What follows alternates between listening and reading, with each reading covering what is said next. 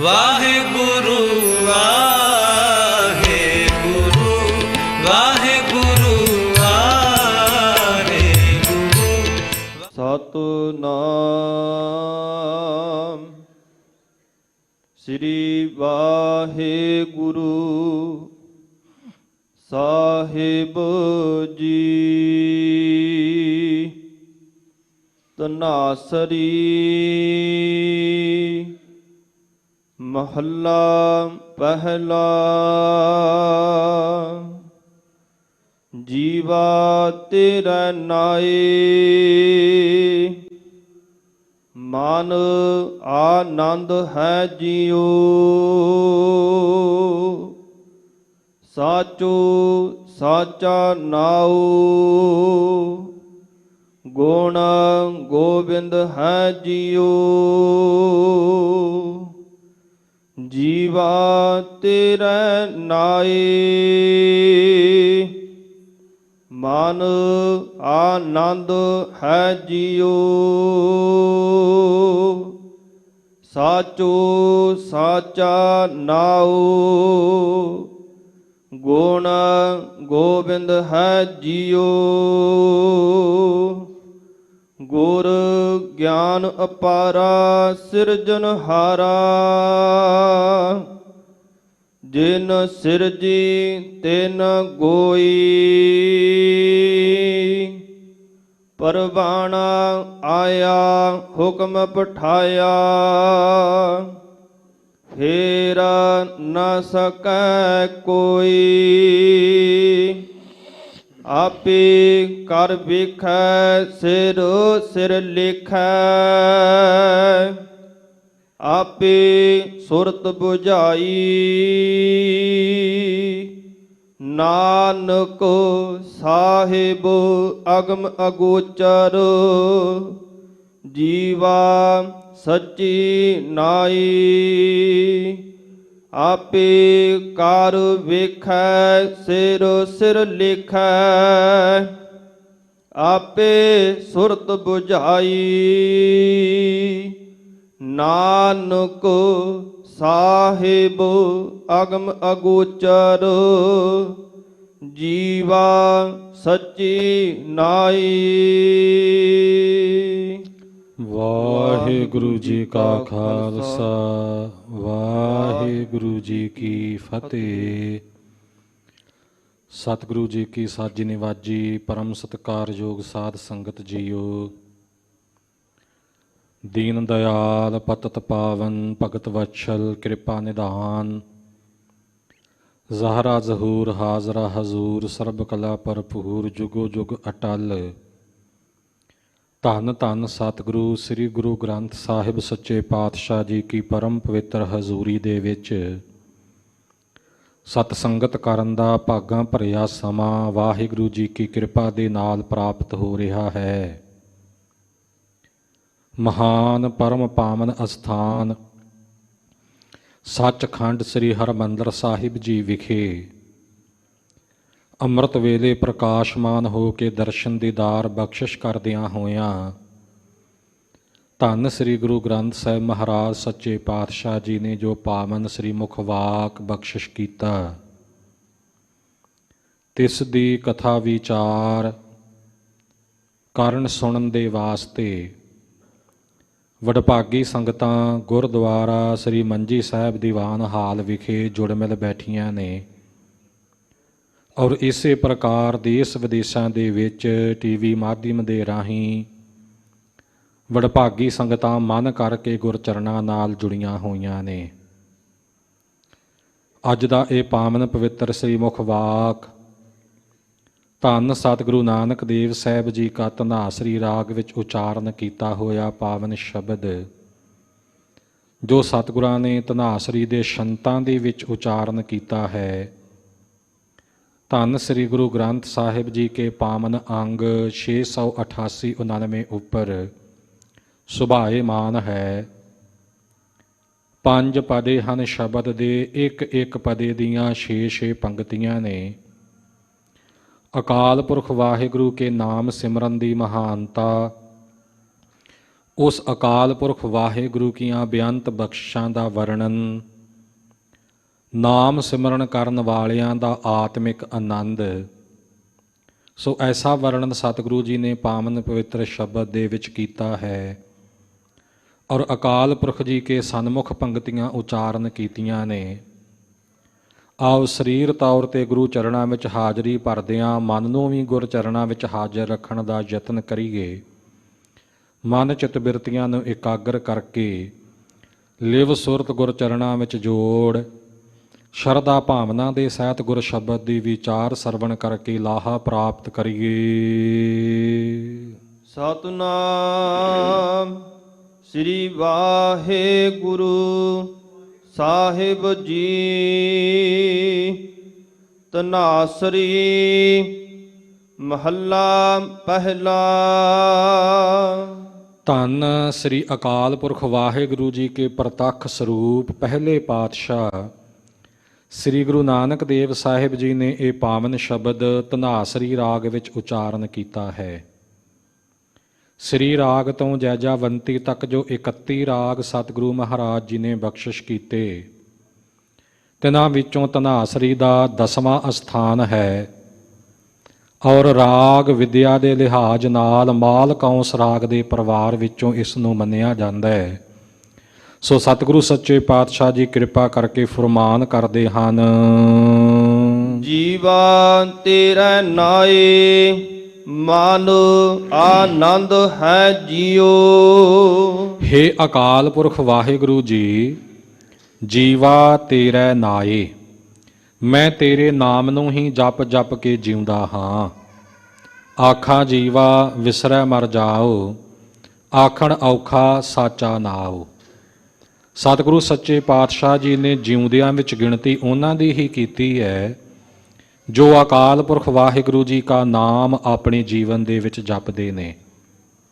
ਸੋ ਜੀਵਿਆ ਜਿਸ ਮਨ ਵਸਿਆ ਸੋਏ, ਨਾਨਕ ਅਵਰ ਨਾ ਜੀਵੈ ਕੋਏ।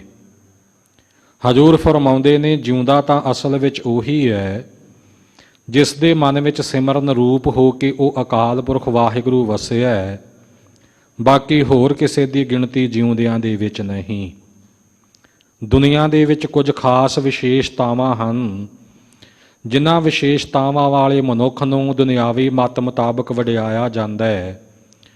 ਉਹਨਾਂ 5 ਵਿਸ਼ੇਸ਼ਤਾਵਾਂ ਦਾ ਜ਼ਿਕਰ ਸਤਿਗੁਰੂ ਜੀ ਗੁਰਬਾਣੀ ਵਿੱਚ ਕਰਕੇ ਫਰਮਾਨ ਕਰਦੇ ਨੇ ਕਿ ਇਹ ਵਿਸ਼ੇਸ਼ਤਾਵਾਂ ਹੁੰਦਿਆਂ ਹੋਇਆਂ ਵੀ ਜੇ ਵਾਹਿਗੁਰੂ ਕਾ ਨਾਮ ਨਹੀਂ ਜਪਦਾ ਤਾਂ ਗਿਣਤੀ ਮੁਰਦਿਆਂ ਦੇ ਵਿੱਚ ਹੈ। ਅਤ ਸੁੰਦਰ ਕੁਲੀਨ ਚਤਰ ਮੁਖ ਗਿਆਨੀ ਧਨਵੰਤ। ਅਤ ਸੁੰਦਰ, ਕੋਈ ਸਰੀਰਕ ਤੌਰ 'ਤੇ ਬਹੁਤ ਸੁੰਦਰ ਰੂਪ ਵਾਲਾ ਹੋਵੇ, ਸੋਹਣਾ ਚਿਹਰਾ ਮਹਾਂਦਰਾ ਹੋਵੇ। ਕੁਲੀਨ, ਉੱਚੀ ਕੁਲ ਵਾਲਾ ਹੋਵੇ, ਚੰਗੇ ਘਰਾਣੇ ਵਿੱਚ ਜੰਮਿਆ ਪਲਿਆ ਹੋਵੇ। ਤੀਸਰੀ ਗੱਲ ਕਿ ਚਤਰ, ਵਿਹਾਰਾਂ ਦੀ ਸੂਝ-ਬੂਝ ਵਿੱਚ ਵੀ ਬੜਾ ਚਤਰ, ਬੜਾ ਸੂਝਵਾਨ ਹੋਵੇ। ਮੁਖ ਗਿਆਨੀ, ਚੌਥੀ ਵਿਸ਼ੇਸ਼ਤਾ ਕਿ ਮੁਖ ਤੋਂ ਗਿਆਨ ਦੀਆਂ ਗੱਲਾਂ ਵੀ ਸੁੰਦਰਤਾ ਦੇ ਨਾਲ ਕਰਨ ਦਾ ਬਲ ਰੱਖਦਾ ਹੋਵੇ, ਇਹ ਵੀ ਗੁਣ ਉਹਦੇ ਵਿੱਚ ਹੋਵੇ। ਤੇ 5ਵਾਂ ਬਚਨ ਧਨਵੰਤ, ਧਨਾੜ ਵੀ ਹੋਵੇ, ਅਮੀਰ ਵੀ ਹੋਵੇ। ਕਿਸੇ ਇੱਕ ਮਨੁੱਖ ਵਿੱਚ ਇਹ 5 ਵਿਸ਼ੇਸ਼ਤਾਵਾਂ ਮਿਲਣੀਆਂ ਬਹੁਤ ਨਾਮੁਮਕਿਨ ਨੇ, ਘੱਟ ਹੀ ਨੇ। ਸੋਹਣਾ ਵੀ ਹੋਵੇ, ਧਨਵਾਨ ਵੀ ਹੋਵੇ, ਗਿਆਨਵਾਨ ਵੀ ਹੋਵੇ, ਸੂਝਵਾਨ ਵੀ ਹੋਵੇ ਤੇ ਉੱਚੀ ਕੁਲ ਵਾਲਾ ਵੀ ਹੋਵੇ। ਪਰ ਜੇ ਕਿਸੇ ਵਿੱਚ ਇਹ 5 ਵਿਸ਼ੇਸ਼ਤਾਵਾਂ ਮੌਜੂਦ ਵੀ ਨੇ ਤਾਂ ਇਹਨਾਂ ਦੇ ਹੁੰਦਿਆਂ ਹੋਇਆਂ ਵੀ ਮਿਰਤਕ ਕਹੀਐ ਨਾਨਕਾ ਜਿਹ ਪ੍ਰੀਤ ਨਹੀਂ ਭਗਵੰਤ। ਜੇ ਪ੍ਰਮਾਤਮਾ ਨਾਲ ਪ੍ਰੀਤ ਨਹੀਂ ਜੁੜੀ ਹੋਈ ਤਾਂ ਉਹਨੂੰ ਮਿਰਤਕ ਹੀ ਕਿਹਾ ਜਾਵੇਗਾ। ਉਹ ਮਰਿਆ ਹੋਇਆ ਹੈ ਕਿਉਂਕਿ ਆਤਮਿਕ ਤੌਰ 'ਤੇ ਮਰਿਆ ਹੈ। ਨਾਮਹੀਨ ਅਸ ਸਵਾਸ ਸਹਿਤ ਹੈ, ਜਿਉ ਪਸਰਾ ਮਹਿਫੂਕ ਬਹਿਤ ਹੈ। ਜੇ ਆਪਾਂ ਕਹੀਏ ਜੀ ਸਾਹ ਚੱਲਦੇ ਨੇ, ਜੀਵ ਤੁਰਿਆ ਫਿਰਦਾ ਹੈ, ਮਿਰਤਕ ਕਿਵੇਂ ਹੋਇਆ? ਤਾਂ ਬਚਨ ਕੀਤਾ ਕਿ ਭਾਈ ਨਾਮ ਤੋਂ ਹੀਣਾ ਜਿਹੜਾ ਮਨੁੱਖ ਹੈ, ਭਾਵੇਂ ਉਹ ਸਵਾਸਾਂ ਦੇ ਸਮੇਤ ਹੀ ਹੈ। ਸਾਹ ਕੀ ਨੇ? ਹਵਾ ਦਾ ਆਵਾਗਮਨ ਹੈ ਨਾ। ਹਵਾ ਸਾਡੇ ਸਰੀਰ ਦੇ ਅੰਦਰ ਜਾਂਦੀ ਹੈ, ਹਵਾ ਹੀ ਬਾਹਰ ਨਿਕਲਦੀ ਹੈ। ਉਹਦਾ ਜੀਵਨ ਇਉਂ ਜਾਣੋ ਕਿ ਜਿਵੇਂ ਪਸਰਾ ਕਹਿੰਦੇ ਨੇ ਫੂਕਣੀ ਨੂੰ। ਜਿਵੇਂ ਸਾਧ ਸੰਗਤ ਜੀ ਚੁੱਲ੍ਹੇ ਵਿੱਚ ਮਾਈਆਂ ਅੱਗ ਬਾਲਿਆ ਕਰਦੀਆਂ, ਤਾਂ ਅੱਗ ਵਿੱਚ ਫੂਕ ਮਾਰਨ ਦੇ ਵਾਸਤੇ ਇੱਕ ਲੋਹੇ ਦੀ ਕੋਈ ਨਾਲੀ ਜਿਹੀ ਹੁੰਦੀ ਹੈ, ਉਸ ਨੜੇ ਰਾਹੀਂ, ਉਸ ਨਾਲੀ ਰਾਹੀਂ ਫੂਕ ਮਾਰੀ ਜਾਂਦੀ ਹੈ। ਮੂੰਹ ਵਿੱਚੋਂ ਮਾਰੀ ਜਾਣ ਵਾਲੀ ਫੂਕ ਵੀ ਤਾਂ ਹਵਾ ਹੀ ਹੈ, ਜੋ ਉਸ ਨਾਲੀ ਵਿੱਚੋਂ, ਜਿਸ ਨੂੰ ਧੌਂਕਣੀ ਜਾਂ ਫੂਕਣੀ ਕਹਿੰਦੇ ਨੇ, ਇੱਕ ਪਾਸਿਓਂ ਉਹਦੇ ਵਿੱਚ ਪ੍ਰਵੇਸ਼ ਕਰ ਰਹੀ ਹੈ, ਦੂਜੇ ਪਾਸਿਓਂ ਨਿਕਲ ਰਹੀ ਹੈ, ਪਰ ਉਹ ਲੋਹੇ ਦੀ ਬੇਜਾਨ ਨਾਲੀ ਕੋਈ ਜਾਨਦਾਰ ਵਸਤੂ ਤਾਂ ਨਹੀਂ। ਇਸੇ ਤਰ੍ਹਾਂ ਇਸ ਸਰੀਰ ਵਿੱਚ ਸਵਾਸ ਆ ਵੀ ਰਹੇ ਨੇ, ਜਾ ਵੀ ਰਹੇ ਨੇ, ਪਰ ਸਵਾਸਾਂ ਦੇ ਚੱਲਦਿਆਂ ਹੋਇਆਂ ਵੀ ਸਰੀਰ ਮ੍ਰਿਤਕ ਹੈ, ਜੇ ਵਾਹਿਗੁਰੂ ਕਾ ਨਾਮ ਨਹੀਂ ਜਪਦਾ, ਜੇ ਵਾਹਿਗੁਰੂ ਨਾਲ ਪ੍ਰੀਤੀ ਨਹੀਂ ਜੁੜੀ। ਹੇ ਵਾਹਿਗੁਰੂ ਜੀ, ਜੀਵਾ ਤੇਰੇ ਨਾਏ, ਤੇਰੇ ਨਾਮ ਦੇ ਸਦਕਾ ਹੀ ਮੈਂ ਜੀਂਦਾ ਹਾਂ। ਤੇਰੇ ਨਾਮ ਨਾਲ ਐਸੀ ਪ੍ਰੀਤੀ ਹੈ ਕਿ ਨਾਮ ਜਪਦਾ ਹਾਂ ਤਾਂ ਮੇਰਾ ਜੀਵਨ ਹੈ। ਆਤਮਿਕ ਜੀਵਨ ਦੀ ਪ੍ਰਾਪਤੀ ਤੇਰੇ ਨਾਮ ਨੂੰ ਜਪਣ ਕਰਕੇ ਹੁੰਦੀ ਹੈ। ਮਨ ਆਨੰਦ ਹੈ ਜੀਓ। ਹੇ ਅਕਾਲ ਪੁਰਖ ਵਾਹਿਗੁਰੂ ਜੀ, ਆਪ ਜੀ ਕੇ ਨਾਮ ਨੂੰ ਜਪ ਕੇ ਹੀ ਮਨ ਨੂੰ ਸੱਚੇ ਆਨੰਦ ਦੀ ਪ੍ਰਾਪਤੀ ਹੁੰਦੀ ਹੈ। ਆਨੰਦ ਆਨੰਦ ਸਭ ਕੋ ਕਹੈ, ਕਹਿਣ ਮਾਤਰ ਨੂੰ ਤਾਂ ਆਨੰਦ ਆਨੰਦ ਸਾਰੇ ਕਹੀ ਜਾਂਦੇ ਐ। ਕਿਸੇ ਨੂੰ ਹਾਲ ਚਾਲ ਪੁੱਛੋ, ਚੰਗਾ ਹਾਲ ਹੋਵੇ, ਕਹਿ ਦਿੱਤਾ ਬਸ ਜੀ ਬੜਾ ਆਨੰਦ ਹੈ, ਆਨੰਦ ਹੀ ਬਣਿਆ। ਭੁੱਖ ਬਹੁਤ ਲੱਗੀ ਸੀ, ਪ੍ਰਸ਼ਾਦਾ ਪਾਣੀ ਛਕਣ ਨੂੰ ਮਿਲ ਗਿਆ, ਛਕ ਲਿਆ, ਕਹਿੰਦਾ ਜੀ ਆਨੰਦ ਹੋ ਗਿਆ। ਵਿਸ਼ਈ ਮਨੁੱਖ ਵਿਸ਼ਿਆਂ ਵਿਕਾਰਾਂ ਦੇ ਵਿੱਚੋਂ ਆਨੰਦ ਦੀ ਕਲਪਨਾ ਕਰਦਾ ਹੈ। ਦੁਨੀਆ ਦੀ ਚਕਾ ਚੌਂਧ ਵਿੱਚ ਖਿਆਲ ਰੱਖਣ ਵਾਲਾ, ਪ੍ਰੀਤ ਰੱਖਣ ਵਾਲਾ ਮਨੁੱਖ ਜਦੋਂ ਦੁਨੀਆ ਦੇ ਰਾਗ ਰੰਗ ਤਮਾਸ਼ੇ ਨਾਚ ਗਾਣੇ ਵੇਖਦਾ ਸੁਣਦਾ, ਕਹਿੰਦਾ ਬੜਾ ਆਨੰਦ ਆਇਆ। ਪਰ ਇਹ ਸਾਰੇ ਝੂਠੇ ਆਨੰਦ, ਕੇਵਲ ਤੇ ਕੇਵਲ ਮਨੁੱਖ ਦਾ ਇੱਕ ਭਰਮ ਮਾਤਰ। ਇਹਨਾਂ ਨੂੰ ਖਤਮ ਹੁੰਦਿਆਂ ਵੀ ਦੇਰ ਕੋਈ ਨਹੀਂ ਲੱਗਦੀ। ਇਉਂ ਆਨੰਦ ਆਨੰਦ ਸਭ ਕੋ ਕਹੈ, ਕਹਿਣ ਨੂੰ ਤਾਂ ਆਨੰਦ ਆਨੰਦ ਸਾਰੇ ਹੀ ਕਹੀ ਜਾਂਦੇ ਹੈ, ਪਰ ਆਨੰਦ ਗੁਰ ਤੇ ਜਾਣਿਆ। ਅਸਲ ਆਨੰਦ ਕੀ ਹੈ, ਉਹ ਗੁਰੂ ਤੋਂ ਜਾਣਿਆ ਜਾਂਦਾ ਹੈ। ਸਤਿਗੁਰਾਂ ਦੀ ਕਿਰਪਾ ਨਾਲ ਸੋਝੀ ਮਿਲਦੀ ਹੈ। ਉਹ ਆਨੰਦ ਹੈ ਅਕਾਲ ਪੁਰਖ ਵਾਹਿਗੁਰੂ ਦੇ ਨਾਮ ਦਾ, ਉਹ ਆਨੰਦ ਹੈ ਪ੍ਰਮਾਤਮਾ ਦੇ ਸਿਮਰਨ ਦਾ। ਸੋ ਮਹਾਰਾਜ, ਤੇਰਾ ਨਾਮ ਜਪ ਕੇ ਮੈਂ ਆਤਮਿਕ ਤੌਰ ਤੇ ਜਿਉਂਦਾ ਹਾਂ, ਤੇ ਤੇਰੇ ਨਾਮ ਨੂੰ ਜਪਣ ਕਰਕੇ ਸਦਾ ਆਨੰਦ ਮਨ ਵਿੱਚ ਬਣਿਆ ਹੋਇਆ ਹੈ। ਸਾਚੋ ਸਾਚਾ ਨਾਉ। ਹੇ ਅਕਾਲ ਪੁਰਖ ਵਾਹਿਗੁਰੂ, ਤੂੰ ਆਪ ਸੱਚਾ ਹੈ, ਤੇਰਾ ਨਾਮ ਵੀ ਸੱਚਾ ਹੈ। ਸੱਚਾ ਕੀ, ਜਿਹੜਾ ਤ੍ਰਈ ਕਾਲ ਆਬਾਦ ਰੂਪ ਹੋਵੇ। ਤ੍ਰਈ ਕਾਲ ਆਬਾਦ ਤੋਂ ਭਾਵ ਕਿ ਭੂਤ ਭਵਿੱਖਤ ਵਰਤਮਾਨ, ਜਿਹੜਾ ਤਿੰਨਾਂ ਸਮਿਆਂ ਵਿੱਚ ਕਦੇ ਨਾਸ ਨਾ ਹੋਵੇ, ਕਦੇ ਸਮੇਂ ਦੇ ਬੰਧਨ ਵਿੱਚ ਨਾ ਆਵੇ, ਉਸ ਨੂੰ ਕਿਹਾ ਜਾਂਦਾ ਸੱਚ ਸਰੂਪ, ਜੋ ਨਿਸ਼ਚੇਵਾਚਕ ਹੈ, ਸਦਾ ਮੌਜੂਦ ਹੈ। ਵਾਹਿਗੁਰੂ, ਤੂੰ ਆਪ ਵੀ ਸੱਚਾ ਹੈ, ਤੇਰਾ ਨਾਮ ਵੀ ਸੱਚਾ ਹੈ। ਗੁਣ ਗੋਬਿੰਦ ਹੈ ਜੀਓ। ਹੇ ਅਕਾਲ ਪੁਰਖ ਵਾਹਿਗੁਰੂ ਗੋਵਿੰਦ, ਗੋ ਬਾਣੀ ਕਰਕੇ ਵਿੰਦ ਜਾਣਨੇ ਜੋਗ, ਗੋ ਇੰਦਰੀਆਂ ਦੀ ਵਿੰਦ ਰੱਖਿਆ ਕਰਨ ਵਾਲੇ ਅਕਾਲ ਪੁਰਖ ਵਾਹਿਗੁਰੂ ਜੀ, ਤੇਰੇ ਬੇਅੰਤ ਗੁਣ ਅਤੇ ਉਹ ਗੁਣ ਵੀ ਸੱਚੇ ਹਨ। ਗੁਰ ਗਿਆਨ ਅਪਾਰਾ ਸਿਰਜਨਹਾਰਾ। ਜਦ ਸਤਿਗੁਰੂ ਸੱਚੇ ਪਾਤਸ਼ਾਹ ਜੀ ਦਾ ਬਖਸ਼ਿਸ਼ ਕੀਤਾ ਹੋਇਆ ਗਿਆਨ ਪ੍ਰਾਪਤ ਹੋਵੇ, ਗੁਰ ਗਿਆਨ, ਜਿਹੜਾ ਗੁਰ ਸ਼੍ਰੋਮਣੀ ਗਿਆਨ ਹੈ, ਜੋ ਗੁਰ ਉੱਤਮ ਗਿਆਨ ਹੈ, ਗੁਰ ਅਗਿਆਨਤਾ ਦੇ ਹਨੇਰੇ ਨੂੰ ਨਾਸ ਕਰਕੇ ਹਿਰਦੇ ਵਿੱਚ ਚਾਨਣ ਪ੍ਰਕਾਸ਼ ਕਰ ਦੇਣ ਵਾਲਾ ਗਿਆਨ ਹੈ। ਅਪਾਰਾ, ਉਸ ਗਿਆਨ ਰਾਹੀਂ ਸੋਝੀ ਮਿਲਦੀ ਹੈ ਕਿ ਵਾਹਿਗੁਰੂ ਅਪਾਰ ਹੈ। ਅਪਾਰ ਤੋਂ ਭਾਵ ਜਿਸ ਦਾ ਪਾਰਾਵਾਰ ਕੋਈ ਨਾ ਪਾਇਆ ਜਾ ਸਕੇ। ਪਾਰਾਵਾਰ, ਇਹ ਦੋ ਲਫ਼ਜ਼ਾਂ ਦਾ ਸੁਮੇਲ ਹੈ, ਪਾਰ ਉਰਾਰ।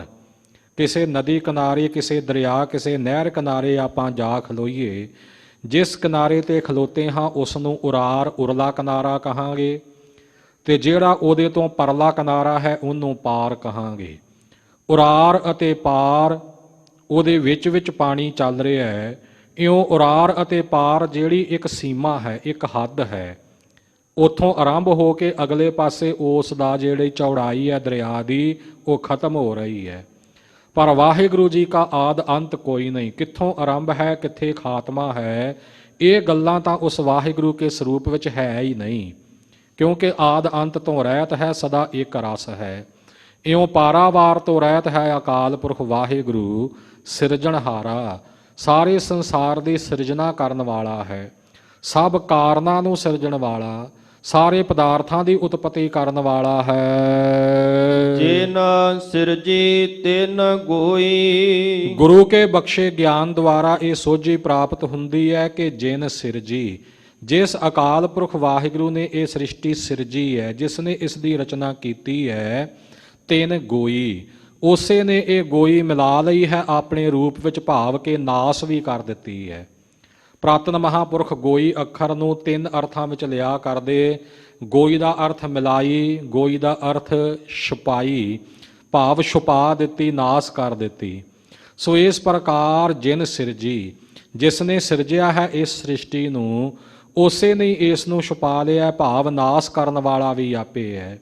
ਆਪੇ ਜੀਵਾਂ ਨੂੰ ਪੈਦਾ ਕਰਦਾ ਹੈ, ਆਪੇ ਹੀ ਖਾਤਮਾ ਕਰਨ ਵਾਲਾ ਹੈ। ਪਰਵਾਣਾ ਆਇਆ ਹੁਕਮ ਪਠਾਇਆ। ਜਦੋਂ ਉਸ ਅਕਾਲ ਪੁਰਖ ਵਾਹਿਗੁਰੂ ਦਾ ਪਰਵਾਨਾ, ਉਸ ਦਾ ਸੱਦਾ ਆ ਗਿਆ, ਜੋ ਕਿ ਹੁਕਮ ਦੇ ਮਾਲਕ ਵਾਹਿਗੁਰੂ ਨੇ ਆਪਣੇ ਹੁਕਮ ਦੇ ਮੁਤਾਬਕ ਭੇਜਿਆ, ਫੇਰ ਨਾ ਸਕੈ ਕੋਈ। ਤਾਂ ਉਸ ਦੇ ਉਸ ਪਰਵਾਨੇ ਨੂੰ ਕੋਈ ਫੇਰ ਨਹੀਂ ਸਕਦਾ, ਕੋਈ ਮੋੜ ਨਹੀਂ ਸਕਦਾ, ਕੋਈ ਮੀਟ ਨਹੀਂ ਸਕਦਾ। ਮਹਾਰਾਜ ਜੀ ਕੇ ਪਾਵਨ ਬਚਨ ਗੁਰਬਾਣੀ ਵਿੱਚ ਤਕਰੀਬਨ ਆਪਾਂ ਸਭ ਸੰਗਤਾਂ ਨੂੰ ਚੇਤੇ ਹੁੰਦੇ ਨੇ, ਜੇਹਾ ਚੇਰੀ ਲਿਖਿਆ ਤੇਹਾ ਹੁਕਮ ਕਮਾਹੇ, ਘੱਲੇ ਆਵਹਿ ਨਾਨਕਾ ਸੱਦੇ ਉੱਠੀ ਜਾਹੇ। ਵਾਹਿਗੁਰੂ ਨੇ ਜੀਵਾਂ ਨੂੰ ਭੇਜਿਆ, ਘੱਲਿਆ ਸੰਸਾਰ ਵਿੱਚ, ਉਹਦੇ ਘੱਲੇ ਹੋਏ ਜੀਵ ਆ ਗਏ। ਜਿੰਨੀ ਸਵਾਸਾਂ ਦੀ ਪੂੰਜੀ ਬਖਸ਼ੀ, ਓਨੀ ਪੂੰਜੀ ਜੀਵ ਨੇ ਭੋਗੀ, ਓਨੀ ਮਾਣੀ। ਤੇ ਫਿਰ ਅਕਾਲ ਪੁਰਖ ਵਾਹਿਗੁਰੂ ਵੱਲੋਂ ਆਇਆ ਹਕਾਰਾ ਚੱਲਣ ਵਾਲਾ। ਹਕਾਰਾ ਸੱਦਾ ਆ ਗਿਆ, ਕਾਹਦਾ ਜੀ? ਚੱਲਣ ਵਾਲਾ। ਦੱਸ ਭਾਈ ਤੇਰਾ ਹੁਣ ਇਹ ਚੱਲਣ ਦਾ ਸਮਾਂ ਆ ਗਿਆ ਹੈ, ਤੇਰੇ ਸਵਾਸਾਂ ਦਾ ਖਾਤਮਾ ਹੋ ਚੁੱਕਾ ਹੈ, ਹੁਣ ਸਰੀਰ ਨੂੰ ਤਿਆਗ ਕੇ ਆਤਮਿਕ ਰੂਪ ਵਿੱਚ ਤੂੰ ਪਰਲੋਕ ਨੂੰ ਚਾਲੇ ਪਾ ਦੇ। ਇਹ ਪ੍ਰਮਾਤਮਾ ਦਾ ਹਕਾਰਾ ਹੈ, ਇਹ ਸੱਦਾ ਹੈ। ਸੋ ਜਦੋਂ ਇਹ ਹਕਾਰਾ ਆਇਆ ਹੈ ਨਾ, ਜਦੋਂ ਇਹ ਪਰਵਾਨਾ ਆ ਗਿਆ, ਉਸ ਪਰਮਾਤਮਾ ਦਾ ਸ਼ਾਹੀ ਹੁਕਮ ਦੁਨੀਆ ਤੋਂ ਚੱਲਣ ਦਾ ਆ ਗਿਆ, ਜੋ ਕਿ ਆਪ ਹੀ ਵਾਹਿਗੁਰੂ ਨੇ ਭੇਜਿਆ ਹੈ। ਕੋਈ ਨਹੀਂ ਉਹਨੂੰ ਮੋੜ ਸਕਦਾ, ਕੋਈ ਨਹੀਂ ਕਹਿ ਸਕਦਾ ਕਿ ਮੈਂ ਇਹ ਪਰਵਾਨਾ ਜਿਹੜਾ ਮੈਂ ਪ੍ਰਵਾਨ ਨਹੀਂ ਕਰਦਾ, ਮੈਂ ਇਸ ਨੂੰ ਲੈਂਦਾ ਨਹੀਂ, ਜਾਂ ਮੈਂ ਇਹ ਆਗਿਆ ਇਹ ਹੁਕਮ ਮੰਨਦਾ ਨਹੀਂ। ਨਹੀਂ ਭਾਈ, ਹੁਕਮ ਮੰਨਣਾ ਹੀ ਪੈਂਦਾ। ਜਦੋਂ ਜੀਵਾਂ ਨੂੰ ਭੇਜਦਾ ਤਾਂ ਵੀ ਜੀਵ ਇਨਕਾਰ ਨਹੀਂ ਕਰ ਸਕਦਾ ਕਿ ਨਹੀਂ ਮੈਂ ਨਹੀਂ ਦੁਨੀਆ ਤੇ ਜਨਮ ਲੈਣਾ। ਉਦੋਂ ਜਨਮ ਲੈ ਕੇ ਆਉਂਦਾ ਹੀ ਹੈ। ਤੇ ਜਦੋਂ ਧੁਰੋਂ ਸੱਦਾ ਆ ਗਿਆ ਤਾਂ ਜਾਣਾ ਹੀ ਪੈਂਦਾ ਹੈ। ਭਾਈ ਕੋਈ ਵੀ ਉਸ ਅਕਾਲ ਪੁਰਖ ਵਾਹਿਗੁਰੂ ਦੇ ਉਸ ਅਟਲ ਪਰਵਾਨੇ ਨੂੰ ਮੋੜ ਨਹੀਂ ਸਕਦਾ। ਆਪੇ ਕਰ ਵੇਖੈ ਸਿਰ ਸਿਰ ਲਿਖੈ। ਸਿਰਾਂ ਸਿਰਾਂ ਉੱਪਰ ਪਰਮਾਤਮਾ ਨੇ ਲੇਖ ਲਿਖੇ ਹੋਏ ਨੇ, ਸਭ ਦੇ ਸਿਰਾਂ ਉੱਪਰ ਲੇਖ ਉਸ ਵਾਹਿਗੁਰੂ ਨੇ ਪਾਇਆ ਹੈ। ਜਦੋਂ ਇਹ ਜੀਵ ਸੰਸਾਰ ਦੇ ਵਿੱਚ ਆਇਆ ਹੈ ਨਾ, ਉਹਦੇ ਤੋਂ ਪਹਿਲਾਂ ਹੀ ਮਿਲ ਮਾਤ ਪਿਤਾ ਪਿੰਡ ਕਮਾਇਆ, ਤਿੰਨ ਕਰਤੈ ਲੇਖ ਲਿਖਾਇਆ। ਮਾਤਾ ਪਿਤਾ ਦੇ ਸੰਜੋਗ ਤੋਂ, ਮਾਤਾ ਦੇ ਉਦਰ ਦੇ ਵਿੱਚ ਜਦੋਂ ਇਸ ਸਰੀਰ ਦੀ ਰਚਨਾ ਆਰੰਭ ਹੋਈ, ਜਦੋਂ ਜਦੋਂ ਸਰੀਰ ਦੀ ਰਚਨਾ ਆਰੰਭ ਹੁੰਦੀ ਗਈ, ਤੁਰਦੀ ਗਈ, ਬਣਦੀ ਗਈ, ਤਿਉਂ-ਤਿਉਂ ਪਰਮਾਤਮਾ ਨੇ ਇਸ ਦੇ ਜੀਵਨ ਦੇ ਜਿਹੜੇ ਲੇਖ ਨੇ, ਪੂਰਬਲੇ ਕਰਮਾਂ ਦੇ ਪ੍ਰੇਰੇ ਹੋਏ ਨੇ, ਉਹ ਵੀ ਲਿਖ ਦਿੱਤੇ। ਲਿਖ ਦਾਤ ਜੋਤ ਵਡਿਆਈ। ਕਿੰਨਾ ਸਮਾਂ ਇਹ ਆਤਮਾ ਸਰੀਰ ਵਿੱਚ ਰਹੇਗੀ, ਕਿੰਨਾ ਸਮਾਂ ਇਹਦਾ ਜੀਵਨ ਹੋਵੇਗਾ, ਕੀ ਦੁੱਖ ਸੁੱਖ ਪ੍ਰਾਪਤ ਕਰੇਗਾ, ਕੀ ਕੁਝ ਪ੍ਰਾਪਤੀ ਹੋਵੇਗੀ, ਕੀ ਕੁਝ ਨੁਕਸਾਨ ਹੋਵੇਗਾ, ਇਹ ਸਾਰੇ ਲੇਖ ਧੁਰੋਂ ਹੀ ਅਕਾਲ ਪੁਰਖ ਵਾਹਿਗੁਰੂ ਨੇ ਲਿਖ ਦਿੱਤੇ। ਲੇਖਾ ਬੋਲਣ ਬੋਲਣਾ, ਲੇਖਾ ਖਾਣਾ ਖਾਓ, ਸਭ ਕੁਝ ਲੇਖੇ ਵਿੱਚ ਹੈ। ਸਰਬ ਜੀਆਂ ਸਿਰ ਲੇਖ ਧੁਰਾਹੂ, ਬਿਨ ਲੇਖੈ ਨਹੀਂ ਕੋਈ ਜੀਓ। ਧੁਰੋਂ ਤੋਂ ਲੇਖ ਸਾਰਿਆਂ ਦੇ ਸਿਰਾਂ ਦੇ ਉੱਪਰ, ਸਭ ਦੇ ਮਸਤਕ ਉੱਪਰ ਲਿਖੇ ਹੋਏ ਹੈ। ਬਿਨਾਂ ਵਾਹਿਗੁਰੂ ਦੀ ਲਿਖਤ ਤੋਂ ਕੋਈ ਵੀ ਇਸ ਸੰਸਾਰ ਦੇ ਵਿੱਚ ਨਹੀਂ ਆਇਆ। ਸਿਰ ਸਿਰ ਲੇਖ ਹੈ, ਸਿਰ ਬਸਿਰ ਉਹਦੇ ਲੇਖ ਸਭਨਾਂ ਦੇ ਸਿਰਾਂ ਤੇ ਹੈ। ਤੇ ਆਪਣੀ ਸਾਜੀ ਹੋਈ ਸ੍ਰਿਸ਼ਟੀ ਨੂੰ ਕਰਕੇ ਆਪੇ ਹੀ ਵੇਖ ਰਿਹਾ, ਆਪੇ ਹੀ ਸਾਰਿਆਂ ਦੇ ਕਰਮਾਂ ਕਰਤੱਬਾਂ ਨੂੰ ਤੱਕ ਵੀ ਰਿਹਾ ਹੈ। ਆਪੇ ਸੁਰਤ 부ਝਾਈ। ਤੇ ਗੁਰੂ ਰੂਪ ਹੋ ਕੇ ਉਸ ਪਰਮਾਤਮਾ ਨੇ ਆਪੇ ਹੀ ਸੁਰਤ, ਸੁਰਤ ਤੋਂ ਭਾਵ ਹੈ ਸੋਝੀ। ਕਿਹੜੀ ਸੋਝੀ? ਆਤਮਿਕ ਜੀਵਨ ਦੀ ਸੋਝੀ। ਸਭ ਤੋਂ ਪਹਿਲਾਂ ਤਾਂ ਇਹ ਸੋਝੀ ਕਿ ਜੀਵਨ ਮਿਲਿਆ ਕਾਦੇ ਵਾਸਤੇ ਹੈ। ਭਈ ਪ੍ਰਾਪਤ ਮਾਨੁਖ ਦੇਹੁਰੀਆ, ਗੋਬਿੰਦ ਮਿਲਣ ਕੀ ਇਹ ਤੇਰੀ ਬਰੀਆ। ਫਿਰ ਇਹ ਜੀਵਨ ਦਾ ਮਕਸਦ ਕਿਵੇਂ ਪੂਰਾ ਹੋਵੇਗਾ? ਇਹ ਸੋਝੀ ਕਿ ਅਵਰ ਕਾਜ ਤੇਰਾ ਕਿਤੇ ਨਾ ਕਾਮ, ਮਿਲ ਸਾਧ ਸੰਗਤ ਭਜ ਕੇਵਲ ਨਾਮ। ਫਿਰ ਜਦੋਂ ਜੀਵ ਨਾਮ ਜਪਣ ਲੱਗ ਪਿਆ ਤਾਂ ਜਪਦਿਆਂ ਜਪਦਿਆਂ ਆਪਣੇ ਮਨ ਦੀ ਸੋਝੀ ਕਿ ਮੇਰਾ ਮਨ ਕੀ ਕਰਦਾ ਫਿਰਦਾ ਹੈ। ਨਹੀਂ ਤਾਂ ਆਮ ਤੌਰ ਤੇ ਤਾਂ ਅਸੀਂ ਇਸ ਮਨ ਦੀਆਂ ਵਾਗਾਂ ਖੁੱਲੀਆਂ ਛੱਡੀਆਂ ਹੋਈਆਂ, ਸਾਨੂੰ ਪਤਾ ਹੀ ਨਹੀਂ, ਸਾਨੂੰ ਗਿਆਨ ਹੀ ਨਹੀਂ ਕਿ ਸਾਡਾ ਮਨ ਜਿਹੜਾ ਹੈ ਇਹ ਠੀਕ ਸੋਚ ਰਿਹਾ ਕਿ ਗਲਤ ਸੋਚ ਰਿਹਾ। ਮਨ ਟਿਕਾ ਵਿੱਚ ਹੈ ਕਿ ਚੰਚਲਤਾ ਵਿੱਚ ਹੈ, ਸਾਨੂੰ ਸੋਝੀ ਹੀ ਨਹੀਂ। ਇਹ ਸੋਝੀ ਵੀ ਗੁਰੂ ਕੀ ਕਿਰਪਾ ਦੇ ਨਾਲ ਹੀ ਪ੍ਰਾਪਤ ਹੁੰਦੀ ਹੈ। ਜਦੋਂ ਪਤਾ ਲੱਗਾ ਕਿ ਕਿੰਨਾ ਕਿੰਨਾ ਖਿਆਲਾਂ ਵਿੱਚ ਮਨ ਜਿਹੜਾ ਹੈ ਇਹ ਗਲਤ ਤੁਰਿਆ ਫਿਰਦਾ ਹੈ ਤਾਂ ਗੁਰੂ ਕੀ ਕਿਰਪਾ ਨਾਲ ਫਿਰ ਉਸ ਨੂੰ ਰੋਕਣ ਦਾ ਵੀ ਅਭਿਆਸ ਕੀਤਾ। ਜਦੋਂ ਸਤਿਗੁਰੂ ਮਹਾਰਾਜ ਦੀ ਬਖਸ਼ਿਸ਼ ਦੇ ਨਾਲ ਇਹ ਮਨ ਰੁਕ ਗਿਆ, ਠਹਿਰਾਓ ਵਿੱਚ ਆ ਗਿਆ, ਤਾਂ ਅੰਦਰੋਂ ਆਤਮਿਕ ਆਨੰਦ ਦੀ ਸੋਝੀ ਪ੍ਰਾਪਤ ਹੋ ਗਈ। ਸੋ ਆਪੇ ਸੁਰਤ ਬੁਝਾਈ। ਇਹ ਜਿਹੜੀ ਸੁਰਤ ਸੋਝੀ ਹੈ ਨਾ, ਇਹ ਵੀ ਗੁਰੂ ਰੂਪ ਹੋ ਕੇ ਅਕਾਲ ਪੁਰਖ ਵਾਹਿਗੁਰੂ ਜੀ ਨੇ ਆਪੇ ਹੀ ਬੁਝਾਈ ਹੈ, ਆਪੇ ਇਹਦੀ ਸਮਝ, ਆਪੇ ਸੂਝ ਬੂਝ ਪ੍ਰਾਪਤ ਕਰਾਈ ਹੈ। ਨਾਨਕ ਸਾਹਿਬ ਅਗਮ ਅਗੋਚਰ। ਧੰਨ ਸਤਿਗੁਰੂ ਨਾਨਕ ਦੇਵ ਸਾਹਿਬ ਜੀ ਫਰਮਾਨ ਕਰਦੇ ਨੇ ਕਿ ਸਾਹਿਬ ਜੋ ਮਾਲਕ ਅਕਾਲ ਪੁਰਖ ਵਾਹਿਗੁਰੂ ਹੈ, ਅਗਮ ਗਮਤਾ ਤੋਂ ਪਰੇ ਹੈ। ਸੰਸਕ੍ਰਿਤ ਦਾ ਅੱਖਰ ਹੈ ਗਮਯ, ਗਮਯ ਤੋਂ ਭਾਵ ਹੈ ਪਹੁੰਚ। ਅਗਮ ਪਹੁੰਚ ਤੋਂ ਪਰੇ ਹੈ ਅਕਾਲ ਪੁਰਖ ਵਾਹਿਗੁਰੂ। ਮਨ ਦੀ ਔਰ ਬੁੱਧੀ ਦੀ ਪਹੁੰਚ ਤੋਂ ਪਰੇ ਜੋ ਹੋਵੇ ਉਸ ਨੂੰ ਅਗਮ ਕਿਹਾ ਜਾਂਦਾ ਹੈ। ਨਾ ਤਾਂ ਮਨ ਦੀਆਂ ਕਲਪਨਾਵਾਂ ਦੇ ਨਾਲ ਉਸ ਪਰਮਾਤਮਾ ਦੇ ਅੰਤ ਤੱਕ ਪਹੁੰਚਿਆ ਜਾ ਸਕਦਾ ਹੈ, ਨਾ ਬੁੱਧੀ ਦੇ ਗਿਆਨ ਨਾਲ ਉਸ ਪਰਮਾਤਮਾ ਦਾ ਅੰਤ ਆਪਾਂ ਲੈ ਸਕਦੇ ਹਾਂ। ਇਉਂ ਮਨ ਬੁੱਧੀ ਕਰਕੇ ਉਹ ਅਕਾਲ ਪੁਰਖ ਵਾਹਿਗੁਰੂ ਅਗਮ ਹੈ। ਅਗੋਚਰ ਇੰਦਰੀਆਂ ਦੇ ਅਵਿਸ਼ੇ ਰੂਪ ਹੈ, ਭਾਵ ਪ੍ਰਤੱਖ ਇੰਦਰੀ ਵੀ ਉਸ ਦਾ ਅੰਤ ਨਹੀਂ ਲੈ ਸਕਦੇ। ਜੇ ਮੈਂ ਕਹਾਂ ਕਿ ਰਸਨਾ ਦੇ ਨਾਲ ਪੂਰਨ ਤੌਰ ਤੇ ਉਸ ਦਾ ਵਰਣਨ ਕਰ ਸਕਦਾ ਹਾਂ ਤਾਂ ਇਹ ਗਲਤ ਗੱਲ ਹੈ। ਜੀਭਾ ਥੱਕ ਜਾਵੇਗੀ, ਉਸ ਦਿਆਂ ਗੁਣਾਂ ਦਾ ਪਾਰ ਨਹੀਂ ਆਵੇਗਾ। ਕੰਨਾਂ ਰਾਹੀਂ ਸੁਣ ਕੇ ਵੀ ਉਸ ਪਰਮਾਤਮਾ ਦਾ ਅੰਤ ਨਹੀਂ ਜਾਣਿਆ ਜਾ ਸਕਦਾ। ਆਹ ਹੱਡ ਚੰਮ ਦੀਆਂ ਅੱਖਾਂ ਉਸ ਦੇ ਸਰੂਪ ਨੂੰ ਤੱਕ ਨਹੀਂ ਸਕਦੀਆਂ, ਉਸ ਦਾ ਅੰਤ ਨਹੀਂ ਲੈ ਸਕਦੀਆਂ। ਇਸੇ ਤਰ੍ਹਾਂ ਸਰੀਰ ਦੇ ਸਾਰੇ ਇੰਦਰੀਆਂ ਕਰਕੇ ਵੀ ਉਹ ਵਾਹਿਗੁਰੂ ਜਿਹੜਾ ਹੈ ਪਕੜ ਵਿੱਚ ਆਉਣ ਵਾਲਾ ਨਹੀਂ। ਇਹਨੂੰ ਕਹਿੰਦੇ ਨੇ ਅਵਿਸ਼ੇ ਰੂਪ, ਇੰਦਰੀਆਂ ਦੇ ਅਵਿਸ਼ੇ ਰੂਪ। ਤੇ ਇੰਦਰੀਆਂ ਦੇ ਅਵਿਸ਼ੇ ਰੂਪ ਨੂੰ ਕਿਹਾ ਜਾਂਦਾ ਅਗੋਚਰ। ਮਹਾਰਾਜ ਫਰਮਾਨ ਕਰਦੇ ਨੇ ਕਿ ਮਾਲਕ ਅਕਾਲ ਪੁਰਖ ਵਾਹਿਗੁਰੂ ਅਗਮ ਹੈ ਔਰ ਅਗੋਚਰ ਹੈ। ਜੀਵਾ ਸੱਚੀ ਨਾਈ। ਉਸ ਪਰਮਾਤਮਾ ਦੇ ਸੱਚੇ ਨਾਮ ਨੂੰ ਜਪ ਕੇ ਹੀ ਆਤਮਿਕ ਜੀਵਨ ਦੀ ਪ੍ਰਾਪਤੀ ਹੁੰਦੀ ਹੈ। ਉਸ ਦੀ ਸੱਚੀ ਵਡਿਆਈ ਕਰਕੇ ਹੀ ਭਾਈ ਆਪਾਂ ਜਿਉਂਦੇ ਹਾਂ। ਤੁਮ ਸਰ ਅਬਰ ਨ ਕੋਏ। ਹੇ ਅਕਾਲ ਪੁਰਖ ਵਾਹਿਗੁਰੂ ਜੀ, ਤੁਮ ਸਰ, ਸਰ ਦਾ ਭਾਵ ਹੈ ਸਦਰਸ਼, ਸਦਰਸ਼ ਤੋਂ ਭਾਵ ਹੈ ਬਰਾਬਰ। ਤੁਮ ਸਰ ਅਵਰ ਨਾ ਕੋਏ। ਹੇ ਵਾਹਿਗੁਰੂ, ਤੇਰੇ ਬਰਾਬਰ ਹੋਰ ਕੋਈ ਨਹੀਂ, ਤੇਰੇ ਵਰਗਾ ਹੋਰ ਕੋਈ ਨਹੀਂ ਹੈ। ਆਇਆ ਜਾਏ ਸੀ ਜੀਓ। ਤੇਰੇ ਤੋਂ ਬਿਨਾ ਬਾਕੀ ਇਹ ਜਿਹੜਾ ਕੁੱਲ ਸੰਸਾਰ ਹੈ ਨਾ, ਆਇਆ ਜੋ ਕੁਝ ਵੀ ਦੁਨੀਆ ਤੇ ਆਇਆ ਹੈ, ਜਾਇਸੀ ਜੀਓ। ਹੇ ਵਾਹਿਗੁਰੂ ਜੀ, ਉਹ ਜਾਵੇਗਾ ਵੀ ਜ਼ਰੂਰ। ਆਉਣਾ ਅਤੇ ਜਾਣਾ ਇਹੀ ਜਗਤ ਦੀ ਅਸਲੀਅਤ ਹੈ। ਇਹ ਦੁਨੀਆ ਆਵਣ ਜਾਣੀਆਂ। ਇਉਂ ਜਿਹੜਾ ਵੀ ਆਇਆ ਹੈ ਉਹ ਚਲਿਆ ਜਾਂਦਾ ਹੈ। ਇਉਂ ਤੇਰੇ ਬਰਾਬਰ ਅਟਲ ਕੋਈ ਵੀ ਨਹੀਂ। ਹੁਕਮੀ ਹੋਏ ਨਿਬੇੜੋ। ਹੇ ਵਾਹਿਗੁਰੂ, ਤੇਰੇ ਹੁਕਮ ਦੇ ਵਿੱਚ ਜਿਨ੍ਹਾਂ ਵਡਭਾਗੀ ਜੀਵਾਂ ਦੇ ਲੇਖੇ ਦਾ ਨਿਬੇੜਾ ਹੋ ਜਾਵੇ। ਭਰਮ ਚੁਕਾਏ ਸੀ ਜੀਓ। ਉਹਨਾਂ ਦੇ ਹਿਰਦੇ ਵਿੱਚੋਂ ਸਾਰੇ ਜਿਹੜੇ ਭਰਮ ਭੁਲੇਖੇ ਨੇ ਉਹ ਚੁੱਕੇ ਜਾਂਦੇ, ਖਤਮ ਹੋ ਜਾਂਦੇ ਐ। ਭੇਦ ਭਰਮ ਕਰਤੱਤ ਭਰਮ ਪੁੰਨ ਸੰਗ ਭਰਮ ਵਿਕਾਰ ਬ੍ਰਹਮ ਇਤਰ ਜਗ ਸਤ ਭਰਮ ਪੰਚੋਂ ਭਰਮ ਸੰਸਾਰ। ਲੰਮੀ ਵਿਆਖਿਆ ਹੈ, ਇਹਨਾਂ ਦੀ ਸਮਾਂ ਨਹੀਂ। ਸੋ ਇਹ 5 ਪ੍ਰਕਾਰ ਦੇ ਭਰਮ ਚੁੱਕੇ ਗਏ, ਉਹਨਾਂ ਦੇ ਭਰਮ ਦੇ ਪਰਦੇ ਉਹਨਾਂ ਦੇ ਖੁੱਲ ਗਏ। ਭਰਮ ਚੁਕਾਏ ਸੀ ਜੀਓ, ਉਹਨਾਂ ਦਾ ਜਿਹੜਾ ਭਰਮਣਾ ਹੈ, ਭਟਕਣਾ ਹੈ, ਉਹ ਚੁੱਕਿਆ ਗਿਆ, ਖਤਮ ਹੋ ਗਿਆ। ਵਾਹਿਗੁਰੂ ਜੀ ਆਪ ਹੀ ਕਿਰਪਾ ਕਰਕੇ ਜਿਨ੍ਹਾਂ ਦੇ ਚੰਗੇ ਮੰਦੇ ਕਰਮਾਂ ਦੇ ਲੇਖੇ ਦਾ ਨਿਬੇੜਾ ਆਪ ਜੀ ਨੇ ਕਰ ਦਿੱਤਾ ਤੇ ਜਿਨ੍ਹਾਂ ਦੇ ਹਿਰਦੇ ਵਿੱਚੋਂ ਭਰਮ ਚੁਕਾ ਦਿੱਤੇ, ਉਹ ਅਕਾਲ ਪੁਰਖ ਵਾਹਿਗੁਰੂ ਆਪ ਜੀ ਕੀ ਕਿਰਪਾ ਦੇ ਨਾਲ ਜੰਮਣ ਮਰਨ ਦੇ ਗੇੜੇ ਤੋਂ ਵੀ ਰਹਿਤ ਹੋ ਗਏ। ਉਹਨਾਂ ਦੇ ਆਵਾਗਮਨ ਦੇ ਚੱਕਰ ਦਾ ਵੀ ਨਿਬੇੜਾ ਹੋ ਗਿਆ। ਗੁਰ ਭਰਮ ਚੁਕਾਏ ਅਕਥ ਕਹਾਏ। ਸਤਿਗੁਰੂ ਸੱਚੇ ਪਾਤਸ਼ਾਹ ਜੀ ਇਹ ਕਿਰਪਾ ਕਰਦੇ ਨੇ। ਗੁਰ ਭਰਮ ਚੁਕਾਏ, ਜੋ ਸੱਚਾ ਗੁਰੂ ਹੈ ਉਹ ਜਗਿਆਸੂ ਦੇ ਹਿਰਦੇ ਵਿੱਚੋਂ ਭਰਮਾਂ ਨੂੰ ਮੇਟ ਦਿੰਦਾ ਹੈ, ਭਰਮਾਂ ਨੂੰ ਚੁੱਕ ਦਿੰਦਾ ਹੈ। ਕਿਵੇਂ? ਅਕਥ ਕਹਾਏ। ਉਹ ਅਕਾਲ ਪੁਰਖ ਵਾਹਿਗੁਰੂ ਜੋ ਕਹਿਣ ਕਥਨ ਤੋਂ ਪਰੇ ਹੈ, ਉਸ ਦਾ ਨਾਮ ਸਤਿਗੁਰੂ ਜੀ ਜਪਾਉਂਦੇ ਹੈ, ਉਸ ਦੇ ਗੁਣ ਅਖਵਾਉਂਦੇ ਹੈ। ਇਉਂ ਅਕਥ ਪਰਮਾਤਮਾ ਨੂੰ ਕਹਾ ਕੇ, ਭਾਵ ਵਾਹਿਗੁਰੂ ਕਾ ਨਾਮ ਜਪਾ ਕੇ ਸਾਰੇ ਭਰਮ ਦੇ ਪਰਦੇ ਸਤਿਗੁਰੂ ਜੀ ਨੇ ਖੋਲ ਦਿੱਤੇ। ਸੱਚ ਮਹਿ ਸਾਚ ਸਮਾਣਾ। ਜਦੋਂ ਭਰਮ ਦੇ ਪਰਦੇ ਸਾਰੇ ਸਤਿਗੁਰਾਂ ਨੇ ਚੁਕਾ ਦਿੱਤੇ ਤਾਂ ਅੰਦਰੋਂ ਸੱਚ ਸਰੂਪ ਦੀ ਪ੍ਰਾਪਤੀ ਹੋ ਗਈ। ਮਨ ਸੱਚ ਵਿੱਚ ਜੁੜ ਗਿਆ। ਸੱਚ ਮਹਿ ਸਾਚ ਸਮਾਣਾ।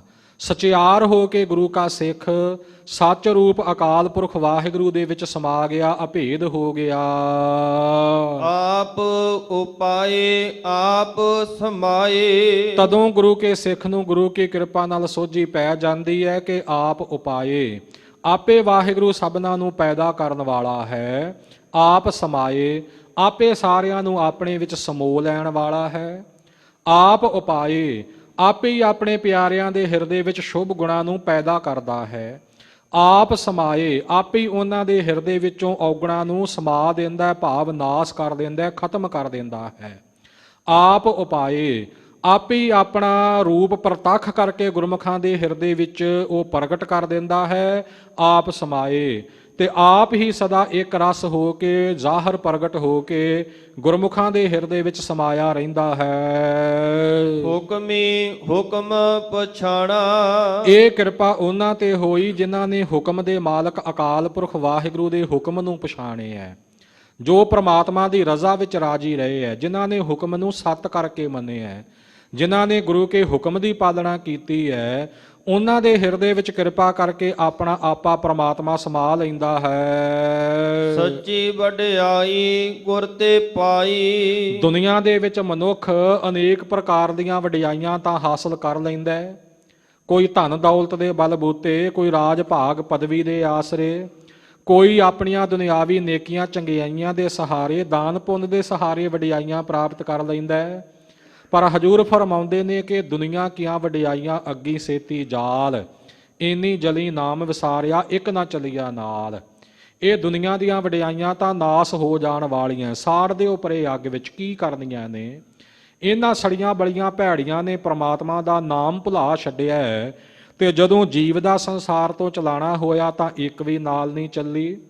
ਦੁਨੀਆ ਕੀਆਂ ਵਡਿਆਈਆਂ ਕਵਨੈ ਆਵਹਿ ਕਾਮ, ਮਾਇਆ ਕਾ ਰੰਗ ਸਭ ਫਿੱਕਾ, ਜਾਤੋ ਬਿਨ ਸੰਦਾਨ। ਇਉਂ ਦੁਨੀਆ ਦੀਆਂ ਕੁੱਲ ਵਡਿਆਈਆਂ ਝੂਠੀਆਂ। ਸੱਚੀ ਵਡਿਆਈ ਕੀ ਹੈ? ਅਕਾਲ ਪੁਰਖ ਵਾਹਿਗੁਰੂ ਕੇ ਸਰੂਪ ਦਾ ਹਿਰਦੇ ਵਿੱਚ ਸਾਖਿਆਤ ਹੋ ਜਾਣਾ, ਗੁਰ ਚਰਨਾਂ ਦੇ ਨਾਲ ਮਨ ਦਾ ਜੁੜ ਜਾਣਾ, ਵਾਹਿਗੁਰੂ ਕੇ ਸਰੂਪ ਦਾ ਹਿਰਦੇ ਵਿੱਚੋਂ ਪ੍ਰਗਟ ਹੋ ਜਾਣਾ, ਆਤਮਾ ਦਾ ਪਰਮਾਤਮਾ ਦੇ ਰੂਪ ਵਿੱਚ ਸਮਾ ਜਾਣਾ। ਇਹ ਲੋਕ ਪਰਲੋਕ ਵਿੱਚ ਸੱਚੀ ਵਡਿਆਈ ਹੈ। ਤੇ ਵੱਡਿਆਂ ਭਾਗਾਂ ਵਾਲਿਆਂ ਨੇ ਇਹ ਸੱਚੀ ਵਡਿਆਈ ਸਤਿਗੁਰੂ ਗਰੀਬ ਨਿਵਾਜ ਜੀ ਤੋਂ ਪ੍ਰਾਪਤ ਕੀਤੀ ਹੈ। ਤੂੰ ਮਨ ਅੰਤ ਸੁਖਾਈ।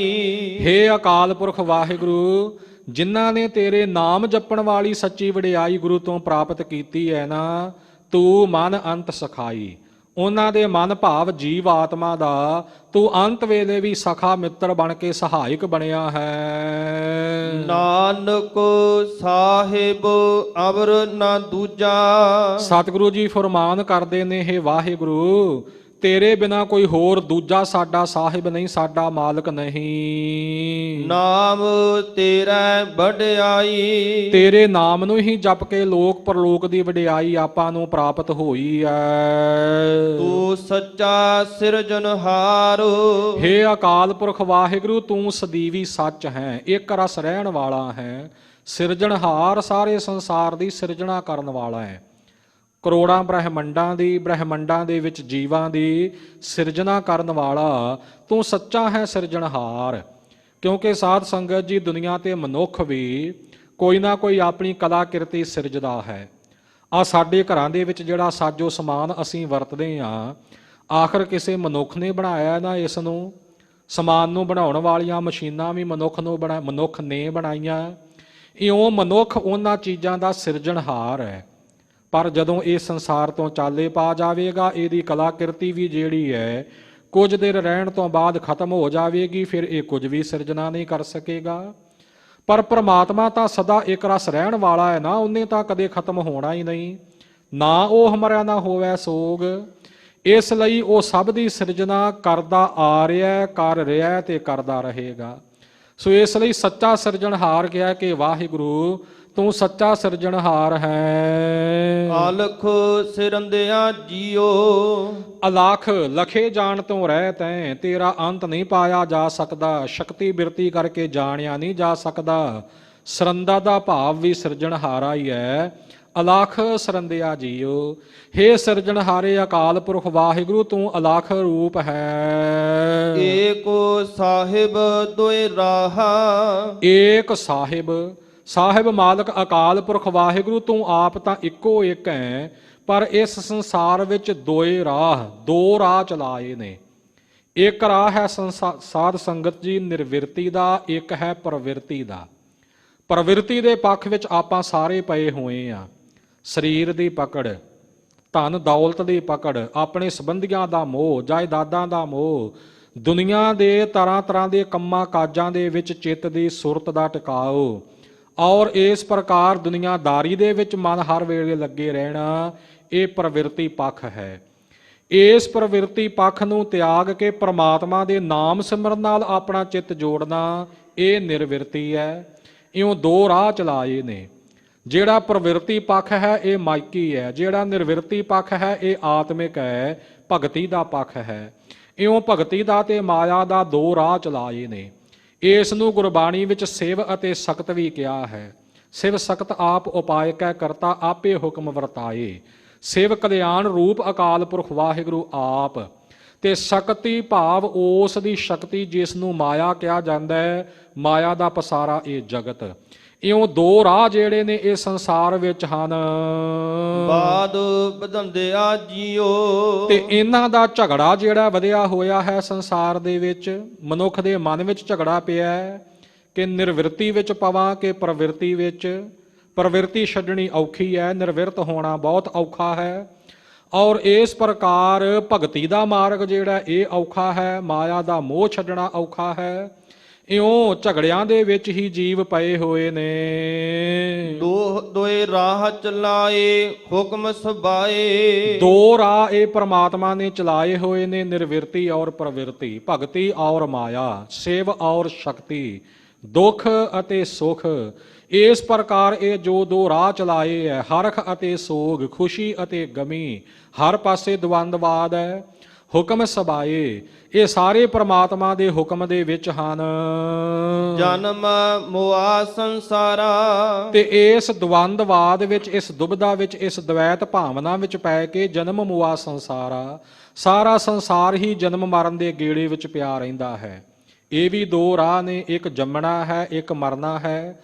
ਸੋ ਇਸ ਪ੍ਰਕਾਰ ਸੰਸਾਰ ਸਾਰਾ ਹੀ ਜਨਮ ਮਰਨ ਦੇ ਗੇੜ ਵਿੱਚ ਪਿਆ ਰਹਿੰਦਾ ਹੈ। ਨਾਮ ਬਿਨਾ ਨਾਹੀ ਕੋ ਬੇਲੀ, ਪਰ ਭਾਈ ਇਹ ਗੱਲ ਦਾ ਖਿਆਲ ਰਹੇ ਕਿ ਅਕਾਲ ਪੁਰਖ ਵਾਹਿਗੁਰੂ ਦੇ ਨਾਮ ਤੋਂ ਬਿਨਾ ਜੀਵ ਦਾ ਕੋਈ ਵੀ ਬੇਲੀ ਨਹੀਂ, ਕੋਈ ਵੀ ਮਿੱਤਰ ਨਹੀਂ। ਵਾਹਿਗੁਰੂ ਦਾ ਨਾਮ ਹੀ ਹੈ ਜੋ ਲੋਕ ਪਰਲੋਕ ਨਾਲ ਨਿਭਣ ਵਾਲਾ ਹੈ। ਜਹ ਮਾਤ ਪਿਤਾ ਸੁਤ ਮੀਤ ਨਾ ਭਾਈ, ਮਨ ਊਹਾ ਨਾਮ ਤੇਰਾ ਸੰਗ ਸਹਾਈ। ਜਹ ਮਹਾ ਭਿਆਨ ਦੂਤ ਜਮ ਦਲੈ, ਤਹ ਕੇਵਲ ਨਾਮ ਸੰਗ ਤੇਰਾ ਚੱਲੈ। ਜਹ ਮੁਸ਼ਕਲ ਹੋਵੈ ਅਤ ਭਾਰੀ, ਹਰ ਕੋ ਨਾਮ ਖਿਨ ਮਾਹੇ ਉਧਾਰੀ। ਅਨਕ ਪੁਨਹ ਚਰਨ ਕਰਤ ਨਹੀਂ ਤਰੈ, ਹਰ ਕੋ ਨਾਮ ਕੋਟ ਪਾਪ ਪਰ ਹਰੈ। ਗੁਰਮੁਖ ਨਾਮ ਜਪਹੁ ਮਨ ਮੇਰੇ, ਨਾਨਕ ਪਾਵੋ ਸੂਖ ਕਨੇਰੇ। ਪ੍ਰਮਾਤਮਾ ਦਾ ਨਾਮ ਹੀ ਅੰਤ ਵੇਲੇ ਦਾ ਮਦਦਗਾਰ ਹੈ। ਨਾਮ ਤੋਂ ਬਿਨਾਂ ਲੋਕ ਪਰਲੋਕ ਵਿੱਚ ਕੋਈ ਵੀ ਬੇਲੀ ਨਹੀਂ, ਕੋਈ ਮਿੱਤਰ ਨਹੀਂ, ਕੋਈ ਸੱਜਣ ਨਹੀਂ। ਵੇਖੋ ਲਾਦੀ ਸਿਰ ਭਾਰਾ, ਪਰ ਦਵੰਦਵਾਦ ਵਿੱਚ ਪਏ ਹੋਏ ਜੀਵ ਨੇ, ਪ੍ਰਵਿਰਤੀ ਵਿੱਚ ਫਸੇ ਹੋਏ ਜੀਵ ਨੇ ਪ੍ਰਮਾਤਮਾ ਦੇ ਨਾਮ ਨੂੰ ਛੱਡ ਕੇ ਵੇਖ ਲਾਦੀ, ਜ਼ਹਿਰ ਹੀ ਜ਼ਹਿਰ ਲੱਦ ਲਈ ਹੈ ਆਪਣੇ ਹਿਰਦੇ ਦੀ ਗੰਢ ਦੇ ਵਿੱਚ। ਵਿਸ਼ਿਆਂ ਵਿਕਾਰਾਂ ਦੀ ਜ਼ਹਿਰ ਹੈ, ਈਰਖਾ ਦੀ ਜ਼ਹਿਰ ਹੈ, ਦੁਈ ਦਵੈਤ ਦੀ ਜ਼ਹਿਰ ਹੈ, ਔਗਣਾ ਵਿਕਾਰਾਂ ਦੀ ਜ਼ਹਿਰ ਇਹੀ ਲੱਦੀ ਹੈ। ਤੇ ਇਸ ਜ਼ਹਿਰ ਦਾ ਹੀ ਆਪਣੇ ਸਿਰ ਉੱਪਰ ਮਾਨੋ ਭਾਰ ਚੁੱਕਿਆ ਹੋਇਆ ਹੈ। ਹੁਕਮੀ ਆਇਆ ਹੁਕਮ ਨਾ ਬੂਝੈ, ਦੇਖੋ ਭਾਈ, ਹੁਕਮੀ ਆਇਆ, ਪ੍ਰਮਾਤਮਾ ਦੇ ਹੁਕਮ ਦੇ ਨਾਲ ਹੀ ਇਹ ਜੀਵ ਸੰਸਾਰ ਵਿੱਚ ਆਇਆ ਹੈ ਤੇ ਹੁਕਮ ਦੇ ਨਾਲ ਚਲਿਆ ਵੀ ਜਾਣਾ, ਪਰ ਹੁਕਮ ਨਾ ਬੂਝੈ। ਜਿਉਂਦਿਆਂ ਹੋਇਆਂ ਵਾਹਿਗੁਰੂ ਕੇ ਹੁਕਮ ਨੂੰ ਹੀ ਬੁੱਝਦਾ ਨਹੀਂ, ਪਛਾਣਦਾ ਨਹੀਂ, ਜਾਣਦਾ ਨਹੀਂ, ਗੁਰੂ ਕੇ ਹੁਕਮ ਦੀ ਪਾਲਣਾ ਨਹੀਂ ਕਰਦਾ।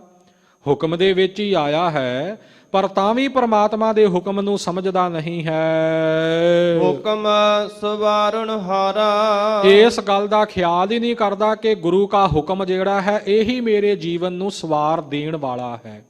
ਗੁਰੂ ਕਾ ਹੁਕਮ ਮੰਨ ਕੇ ਹੀ ਮੇਰੇ ਜੀਵਨ ਚੋਂ ਔਗਣ ਮਿਟਣਗੇ, ਸ਼ੁਭ ਗੁਣਾਂ ਦੀ ਦਾਤ ਪ੍ਰਾਪਤ ਹੋਵੇਗੀ, ਜੀਵਨ ਸਵਰ ਜਾਵੇਗਾ, ਸਫਲਾ ਹੋ ਜਾਵੇਗਾ। ਇਸ ਗੱਲ ਨੂੰ ਇਹ ਜੀਵ ਸਮਝ ਹੀ ਨਹੀਂ ਰਿਹਾ। ਨਾਨਕ ਸਾਹਿਬ ਸ਼ਬਦ ਸਿਆਪੈ, ਸਤਿਗੁਰੂ ਜੀ ਫਰਮਾਨ ਕਰਦੇ ਨੇ ਕਿ ਭਾਈ ਉਹ ਸਾਹਿਬ ਜੋ ਮਾਲਕ ਅਕਾਲ ਪੁਰਖ ਵਾਹਿਗੁਰੂ ਹੈ, ਸ਼ਬਦ ਸਿਆਪੈ, ਉਹ ਗੁਰੂ ਕੇ ਸ਼ਬਦ ਰਾਹੀਂ, ਗੁਰੂ ਕੇ ਉਪਦੇਸ਼ ਰਾਹੀਂ ਸਿਆਣਿਆ ਜਾਂਦਾ ਹੈ। ਉਸ ਦੀ ਜਾਣ ਪਛਾਣ ਗੁਰੂ ਕੀ ਕਿਰਪਾ ਨਾਲ, ਗੁਰੂ ਕੇ ਉਪਦੇਸ਼ ਰਾਹੀਂ ਹੀ ਹੁੰਦੀ ਹੈ। ਸਾਚਾ ਸਿਰਜਣਹਾਰਾ, ਉਹ ਅਕਾਲ ਪੁਰਖ ਵਾਹਿਗੁਰੂ ਸੱਚਾ ਸਿਰਜਣਹਾਰਾ, ਸਭਨਾਂ ਦੀ ਸਿਰਜਣਾ ਕਰਨ ਵਾਲਾ ਹੈ। ਭਗਤ ਸੋਹੈ ਦਰਬਾਰ, ਜਿਹੜੇ ਉਸ ਅਕਾਲ ਪੁਰਖ ਦੇ ਭਗਤ ਬਣੇ, ਜੋ ਸਿਮਰਨ ਕਰਦੇ, ਭਗਤੀ ਕਰਦੇ, ਬੰਦਗੀ ਕਰਦੇ ਨੇ, ਉਹ ਉਸ ਵਾਹਿਗੁਰੂ ਦੇ ਸਤ ਸੰਗਤ ਰੂਪੀ ਦਰਬਾਰ ਵਿੱਚ, ਉਸ ਦੇ ਸੱਚਖੰਡ ਰੂਪੀ ਦਰਬਾਰ ਵਿੱਚ ਸੋਭਾ ਪਾਉਂਦੇ ਹਨ। ਸ਼ਬਦ ਸੁਹਾਇਆ ਜੀਓ, ਕਿਉਂਕਿ ਉਹ ਪ੍ਰਮਾਤਮਾ ਦੇ ਪਿਆਰੇ ਭਗਤ ਗੁਰੂ ਕੇ ਸ਼ਬਦ, ਗੁਰੂ ਕੇ ਉਪਦੇਸ਼ ਦੀ ਕਮਾਈ ਕਰਕੇ ਸ਼ਬਦ ਦੁਆਰਾ ਸੋਭਨੀਕ ਹੋਏ ਹਨ। ਬੋਲੇ ਹੈ ਅੰਮ੍ਰਿਤ ਬਾਣ, ਗੁਰੂ ਹੁਕਮ ਦੀ ਪਾਲਣਾ ਕਰਦਿਆਂ ਹੋਇਆਂ ਗੁਰਮੁਖ ਜਨ ਬੋਲੇ ਹੈ ਅੰਮ੍ਰਿਤ ਬਾਣ। ਗੁਰੂ ਕੀ ਅੰਮ੍ਰਿਤ ਬਾਣੀ ਬੋਲਦੇ ਨੇ, ਬਾਣੀ ਨੂੰ ਪੜ੍ਹਦੇ ਨੇ, ਬਾਣੀ ਨੂੰ ਜਪਦੇ ਨੇ। ਅੰਮ੍ਰਿਤ ਜਨਮ ਮਰਨ ਤੋਂ ਰਹਿਤ ਕਰ ਦੇਣ ਵਾਲੀ ਗੁਰੂ ਕੀ ਬਾਣੀ, ਸੋ ਅੰਮ੍ਰਿਤ ਰੂਪੀ ਮਿੱਠੇ ਬਚਨ ਹੀ ਬੋਲਦੇ ਹਨ ਰਸਨਾ ਤੋਂ। ਰਸਨ ਰਸਾਇਆ ਜੀਓ, ਇਉਂ ਗੁਰਮੁਖਾਂ ਦੀ ਜਿਹੜੀ ਰਸਨਾ ਹੈ ਉਸ ਨੂੰ ਰਸ ਆ ਗਿਆ ਹੈ ਅਕਾਲ ਪੁਰਖ ਵਾਹਿਗੁਰੂ ਦੇ ਨਾਮ ਦਾ। ਇਹ ਰਸ ਛਾਡੇ ਉਹ ਰਸ ਆਵਾ, ਉਹ ਰਸ ਪੀਆ ਇਹ ਰਸ ਨਹੀਂ ਭਾਵਾ। ਦੁਨੀਆ ਦੇ ਅਨੇਕ ਪ੍ਰਕਾਰ ਦੇ ਰਸ ਸਵਾਦ ਜਦੋਂ ਉਹਨਾਂ ਵੱਲੋਂ ਮੂੰਹ ਮੋੜ ਲਿਆ, ਉਹ ਛੱਡ ਦਿੱਤੇ, ਤਾਂ ਵਾਹਿਗੁਰੂ ਕੇ ਨਾਮ ਦਾ ਰਸ ਆ ਗਿਆ। ਜਦੋਂ ਨਾਮ ਦੇ ਰਸ ਦਾ ਸਵਾਦ ਆ ਗਿਆ ਤਾਂ ਇੰਨਾ ਆਨੰਦ ਕਿ ਦੁਨੀਆ ਦੇ ਬਾਕੀ ਰਸ ਜਿਹੜੇ ਨੇ ਉਹ ਨਹੀਂ ਹੁਣ ਚੰਗੇ ਲੱਗਦੇ। ਇਉਂ ਗੁਰਮੁਖਾਂ ਦੀ ਰਸਨਾ ਰਸ ਗਈ ਹੈ ਪ੍ਰਮਾਤਮਾ ਦੇ ਨਾਮ ਦੇ ਵਿੱਚ। ਰਸਨ ਰਸਾਏ ਨਾਮ ਤੇ ਸਾਏ, ਰਸਨ ਰਸਾਏ, ਰਸਨਾ ਦਾ ਰਸ ਲੈ ਲੈ ਕੇ ਪ੍ਰਮਾਤਮਾ ਦਾ ਨਾਮ ਜਪਦੇ ਨੇ ਗੁਰਮੁਖ ਪਿਆਰੇ।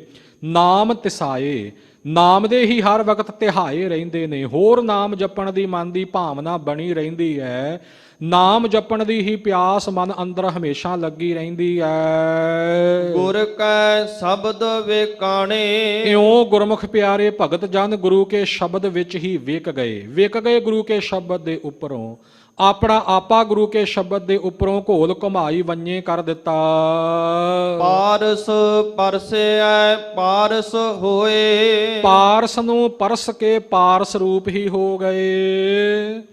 ਜਾ ਤੇਰਾ ਮਨ ਭਾਣੇ, ਜਦੋਂ ਇਹ ਅਕਾਲ ਪੁਰਖ ਵਾਹਿਗੁਰੂ ਤੇਰੇ ਭਗਤ ਤੇਰੇ ਮਨ ਨੂੰ ਭਾ ਗਏ, ਜਦੋਂ ਤੈਨੂੰ ਚੰਗੇ ਲੱਗੇ, ਤੇਰੀ ਪ੍ਰਸੰਨਤਾ ਪ੍ਰਾਪਤ ਕਰ ਲਈ, ਤੂੰ ਆਪ ਪਾਰਸ ਰੂਪ ਹੈ। ਤੇਰੇ ਸਪਰਸ਼ ਨਾਲ ਤੇਰੇ ਚਰਣੀ ਲੱਗ ਕੇ ਤੇਰੇ ਪਿਆਰੇ ਵੀ ਪਾਰਸ ਰੂਪ ਹੋ ਗਏ। ਪਾਰਸ ਇੱਕ ਪੱਥਰ ਦੀ ਵੱਟੀ ਮੰਨੀ ਜਾਂਦੀ ਹੈ, ਜਿਸ ਦੇ ਬਾਰੇ ਗ੍ਰੰਥਾਂ ਦਾ ਵਰਣਨ ਹੈ ਕਿ ਲੋਹਾ ਇਤਿਆਦਿਕ 8 ਧਾਤਾਂ ਦੇ ਛੋਹਣ ਨਾਲ ਉਹਨਾਂ ਨੂੰ ਸੋਨਾ ਬਣਾ ਦਿੰਦੀ ਹੈ। ਪਾਰਸ ਮੈਂ ਅਰ ਸੰਤ ਮੈਂ ਬੜੋ ਅੰਤਰੋ ਜਾਨ, ਵਹਿ ਲੋਹਾ ਕੰਚਨ ਕਰੈ ਵਹਿ ਕਰੈ ਆਪ ਸਮਾਨ। ਪਾਰਸ ਨੂੰ ਤਾਂ ਪ੍ਰਮਾਤਮਾ ਨੇ ਇੰਨੀ ਕੁ ਸਮਰੱਥਾ ਦਿੱਤੀ ਹੈ ਕਿ ਲੋਹੇ ਨੂੰ ਆਪਣੀ ਛੋਹ ਦੇ ਕੇ ਸੋਨਾ ਬਣਾ ਦਿੰਦਾ ਹੈ, ਪਰ ਉਹ ਕਿਸੇ ਨੂੰ ਪਾਰਸ ਨਹੀਂ ਬਣਾ ਸਕਦਾ। ਪਰ ਧੰਨ ਸਤਿਗੁਰੂ ਸੱਚੇ ਪਾਤਸ਼ਾਹ ਅਕਾਲ ਪੁਰਖ ਵਾਹਿਗੁਰੂ, ਗੁਰੂ ਕੇ ਪਿਆਰੇ ਸਾਜੇ ਨਵਾਜੇ ਸੰਤ ਜਨ, ਉਹਨਾਂ ਦਾ ਪਾਰਸ ਨਾਲੋਂ ਇਹ ਵੱਡਾ ਫਰਕ ਹੈ ਕਿ ਉਹ ਆਪਣੇ ਵਰਗਾ ਹੀ ਬਣਾ ਲੈਂਦੇ ਨੇ। ਧੰਨ ਸਤਿਗੁਰੂ ਨਾਨਕ ਦੇਵ ਜੀ ਕੇ ਚਰਣੀ ਲੱਗੇ ਭਾਈ ਲਹਿਣਾ ਜੀ, ਪਾਰਸ ਰੂਪ ਗੁਰੂ ਕੇ ਚਰਣੀ ਲੱਗ ਕੇ ਭਾਈ ਲਹਿਣਾ ਜੀ ਪਾਰਸ ਰੂਪ ਹੀ ਹੋ ਗਏ। ਧੰਨ ਸ੍ਰੀ ਗੁਰੂ ਅੰਗਦ ਦੇਵ ਸਾਹਿਬ ਰੂਪ ਹੋ ਗਏ। ਸੋ 10 ਪਾਤਸ਼ਾਹੀਆਂ ਵਿੱਚ ਇਸੇ ਤਰ੍ਹਾਂ ਹੀ ਇਹ ਕੌਤਕ ਵਰਤਦੇ ਨੇ। ਜਿਨ੍ਹਾਂ ਗੁਰਸਿੱਖਾਂ ਪਿਆਰਿਆਂ ਨੂੰ ਆਪਣੇ ਚਰਨਾਂ ਦੇ ਨਾਲ ਸਤਿਗੁਰਾਂ ਨੇ ਲਾਇਆ, ਬੇਅੰਤ ਐਸੇ ਗੁਰਸਿੱਖ ਪਿਆਰੇ ਬਾਬਾ ਬੁੱਢਾ ਸਾਹਿਬ ਜੀ ਵਰਗੇ, ਭਾਈ ਪਾਰੋ ਜੀ ਵਰਗੇ, ਕਿੰਨਿਆਂ ਦੀ ਗਿਣਤੀ ਕੀਤੀ ਜਾਵੇ। ਸਤਿਗੁਰੂ ਨੇ ਸ਼ੁਭ ਗੁਣਾਂ ਦੇ ਰੂਪ ਵਿੱਚ ਆਪਣਾ ਰੂਪ ਹੀ ਬਣਾ ਲਏ। ਅਗਾਂਹ ਉਹਨਾਂ ਦੇ ਵੀ ਚਰਣੀ ਜਿਹੜੇ ਲੱਗੇ, ਉਹਨਾਂ ਨੂੰ ਵੀ ਉਹਨਾਂ ਨੇ ਆਪਣੇ ਵਰਗਾ ਬਣਾ ਲਿਆ। ਇਉਂ ਵਾਹਿਗੁਰੂ ਜਿਹੜੇ ਗੁਰਮੁਖ ਪਿਆਰੇ ਤੇਰੇ ਮਨ ਨੂੰ ਭਗਤ ਜਨ ਭਾ ਗਏ, ਤੇਰੇ ਪਾਰਸ ਰੂਪ ਨੂੰ ਪਰਸ ਕੇ ਉਹ ਵੀ ਪਾਰਸ ਹੀ ਹੋ ਗਏ। ਅਮਰਾ ਪਦ ਪਾਇਆ ਆਪ ਗਵਾਇਆ। ਤਿੰਨਾਂ ਗੁਰਮੁਖਾਂ ਪਿਆਰਿਆਂ ਨੇ ਆਪਾ ਭਾਵ ਗਵਾ ਦਿੱਤਾ, ਆਪਣੀ ਹੰਗਤਾ ਹਉਮੈ ਨੂੰ ਮੇਟ ਦਿੱਤਾ। ਆਪ ਨਿਮਾਣੇ ਹੋ ਕੇ ਰਹੇ, ਉਹਨਾਂ ਨੇ ਅਮਰ ਪਦਵੀ ਨੂੰ ਪ੍ਰਾਪਤ ਕਰ ਲਿਆ। ਅਮਰ ਪਦਵੀ ਅਕਾਲ ਪੁਰਖ ਵਾਹਿਗੁਰੂ ਦੇ ਨਾਲ ਇੱਕਮਿਕ ਹੋਣ ਵਾਲਾ, ਸਦੀਵੀ ਰਹਿਣ ਵਾਲਾ ਆਨੰਦ, ਇਸ ਨੂੰ ਪ੍ਰਾਪਤ ਕਰ ਲਿਆ ਹੈ। ਬਿਰਲਾ ਗਿਆਨ ਵਿਚਾਰੀ। ਪਰ ਭਾਈ ਇਹ ਬਖਸ਼ਿਸ਼ ਪ੍ਰਾਪਤ ਕਰਨ ਵਾਲਾ, ਵਾਹਿਗੁਰੂ ਕੇ ਆਤਮਿਕ ਗਿਆਨ ਦੀ ਵਿਚਾਰ ਕਰਨ ਵਾਲਾ ਵਿਚਾਰਵਾਨ ਕੋਈ ਵਿਰਲਾ ਵਿਰਲਾ ਹੁੰਦਾ ਹੈ। ਨਾਨਕ ਭਗਤ ਸੋਹਣ ਦਰ ਸਾਚੈ। ਸਤਿਗੁਰੂ ਜੀ ਫਰਮਾਨ ਕਰਦੇ ਨੇ ਕਿ ਸੱਚੇ ਅਕਾਲ ਪੁਰਖ ਵਾਹਿਗੁਰੂ ਦੇ ਸੱਚੇ ਦਰ ਉੱਪਰ ਪਰਮਾਤਮਾ ਦੇ ਪਿਆਰੇ ਭਗਤ ਸੋਭਾ ਪਾਉਂਦੇ ਹਨ। ਸਾਚੇ ਕੇ ਵਾਪਾਰੀ। ਜੋ ਸੱਚ ਦੇ ਵਪਾਰੀ ਬਣੇ ਨੇ, ਸੱਚ ਦੇ ਵਪਾਰੀ, ਜਿਨ੍ਹਾਂ ਨੇ ਪ੍ਰਮਾਤਮਾ ਦੇ ਨਾਮ ਦਾ ਵਪਾਰ ਕੀਤਾ, ਜਿਸ ਬਾਰੇ ਸਤਿਗੁਰਾਂ ਨੇ ਇਹ ਪ੍ਰੇਰਣਾ ਦਿੱਤੀ ਸੀ ਕਿ ਸੱਚ ਵਪਾਰ ਕਰੋ ਵਪਾਰੀ, ਦਰਗਹ ਨਿਭੈ ਖੇਪ ਤੁਮਾਰੀ। ਉਹ ਸੱਚ ਦਾ ਵਪਾਰ ਕੀ ਹੈ ਕਿ ਗੁਰੂ ਰੂਪੀ ਸ਼ਾਹੂਕਾਰ ਦੇ ਕੋਲ ਸਤ ਸੰਗਤ ਰੂਪੀ ਹੱਟ ਵਿੱਚ ਆ ਕੇ ਆਪਣੇ ਔਗਣ ਵੇਚ ਦੇਣੇ ਤੇ ਗੁਰੂ ਕੋਲੋਂ ਸ਼ੁਭ ਗੁਣ ਹਾਸਲ ਕਰ ਲੈਣੇ। ਆਪਣਾ ਮਨ ਵੇਚੈ ਸਤਿਗੁਰ ਕੈ ਪਾਸ, ਮਨ ਨੂੰ ਗੁਰੂ ਕੇ ਪਾਸ ਵੇਚ ਕੇ ਨਾਮ ਦੀ ਦਾਤ ਗੁਰੂ ਪਾਸੋਂ ਖੱਟ ਲੈਣੀ, ਨਾਮ ਦਾ ਧਨ ਖੱਟ ਲੈਣਾ। ਇਹ ਸੱਚ ਦਾ ਵਪਾਰ ਹੈ। ਜਿਹੜੇ ਸੱਚੇ ਦੇ ਵਪਾਰੀ ਬਣੇ ਉਹ ਵਾਹਿਗੁਰੂ ਦੇ ਸੱਚੇ ਦਰ ਉੱਪਰ ਸੋਭਾ ਪਾਉਂਦੇ ਨੇ। ਭੂਖ ਪਿਆਸੋ ਆਥ। ਹੇ ਅਕਾਲ ਪੁਰਖ ਵਾਹਿਗੁਰੂ ਜੀ, ਮੇਰੀ ਤਾਂ ਇਹ ਹਾਲਤ ਹੈ ਕਿ ਭੂਖ ਪਿਆਸੋ ਆਥ। ਆਥ ਕਹਿੰਦੇ ਧਨ ਦੌਲਤ ਨੂੰ। ਮੇਰੇ ਮਨ ਵਿੱਚ ਧਨ ਦੌਲਤ ਦੀ ਹੀ, ਦੁਨੀਆਦਾਰੀ ਦੀ ਹੀ, ਮੋਹ ਮਾਇਆ ਦੀ ਭੁੱਖ ਅਤੇ ਪਿਆਸ ਹੈ। ਕਿਉ ਦਰ ਜਾਏ ਸਾ ਜੀਓ। ਜਦੋਂ ਮੈਂ ਦੁਨੀਆ ਦੀ ਮੋਹ ਮਾਇਆ ਦੀ ਤ੍ਰਿਸ਼ਨਾ ਦੇ ਵਿੱਚ ਹੀ ਲੱਗਾ ਹੋਇਆ ਹਾਂ ਤਾਂ ਕਿਉਂ ਦਰ ਜਾਏ ਸਾ ਜੀਓ। ਮਹਾਰਾਜ ਮੈਂ ਕਿਵੇਂ ਆਪ ਜੀ ਦੇ ਦਰ ਤੇ ਜਾ ਸਕਦਾ ਹੈ, ਕਿਵੇਂ ਆਪ ਜੀ ਕੀ ਹਜ਼ੂਰੀ ਵਿੱਚ ਪਹੁੰਚ ਸਕਦਾ ਹੈ? ਕਿਉਂਕਿ ਇਹ ਤਨ ਮਾਇਆ ਪਾਹਿਆ ਪਿਆਰੇ, ਲੀਤੜਾ ਲੱਭ ਰੰਗਾਏ। ਮੇਰਾ ਕੰਤ ਨਾ ਭਾਵੈ ਚੋਲੜਾ ਪਿਆਰੇ, ਕਿਉ ਧਨ ਸੇਜਿਆ ਜਾਏ। ਮਹਾਰਾਜ ਜਦੋਂ ਮੇਰਾ ਇਹ ਰੂਪ ਮੋਹ ਮਾਇਆ ਵਿੱਚ ਗਲਤਾਨ ਹੋਇਆ, ਤੈਨੂੰ ਭਾਉਂਦਾ ਹੀ ਨਹੀਂ, ਤਾਂ ਮੈਂ ਤੇਰੀ ਪ੍ਰਸੰਨਤਾ ਪ੍ਰਾਪਤ ਕਰਕੇ ਤੇਰਾ ਮਿਲਾਪ ਕਿਵੇਂ ਹਾਸਲ ਕਰ ਸਕਦਾ? ਕਿਉ ਦਰ ਜਾਇਸਾ ਜੀਓ। ਕਿਵੇਂ ਮੈਂ ਦਰਗਾਹ ਵਿੱਚ ਜਾ ਸਕਦਾ ਹਾਂ ਜਦੋਂ ਕਿ ਮੈਂ ਮੋਹ ਮਾਇਆ ਵਿੱਚ ਹੀ ਗਲਤਾਨ ਹੋਇਆ ਹਾਂ। ਸਤਿਗੁਰ ਪੁੱਛਾਉ ਜਾਏ। ਪਰ ਮਨ ਦੇ ਵਿੱਚ ਇਹ ਢਾਰਸ ਵੱਜਦੀ ਹੈ, ਇਹ ਧੀਰਜ ਆਉਂਦੀ ਹੈ ਕਿ ਸਤਿਗੁਰ ਪੁੱਛਾਉ ਜਾਏ।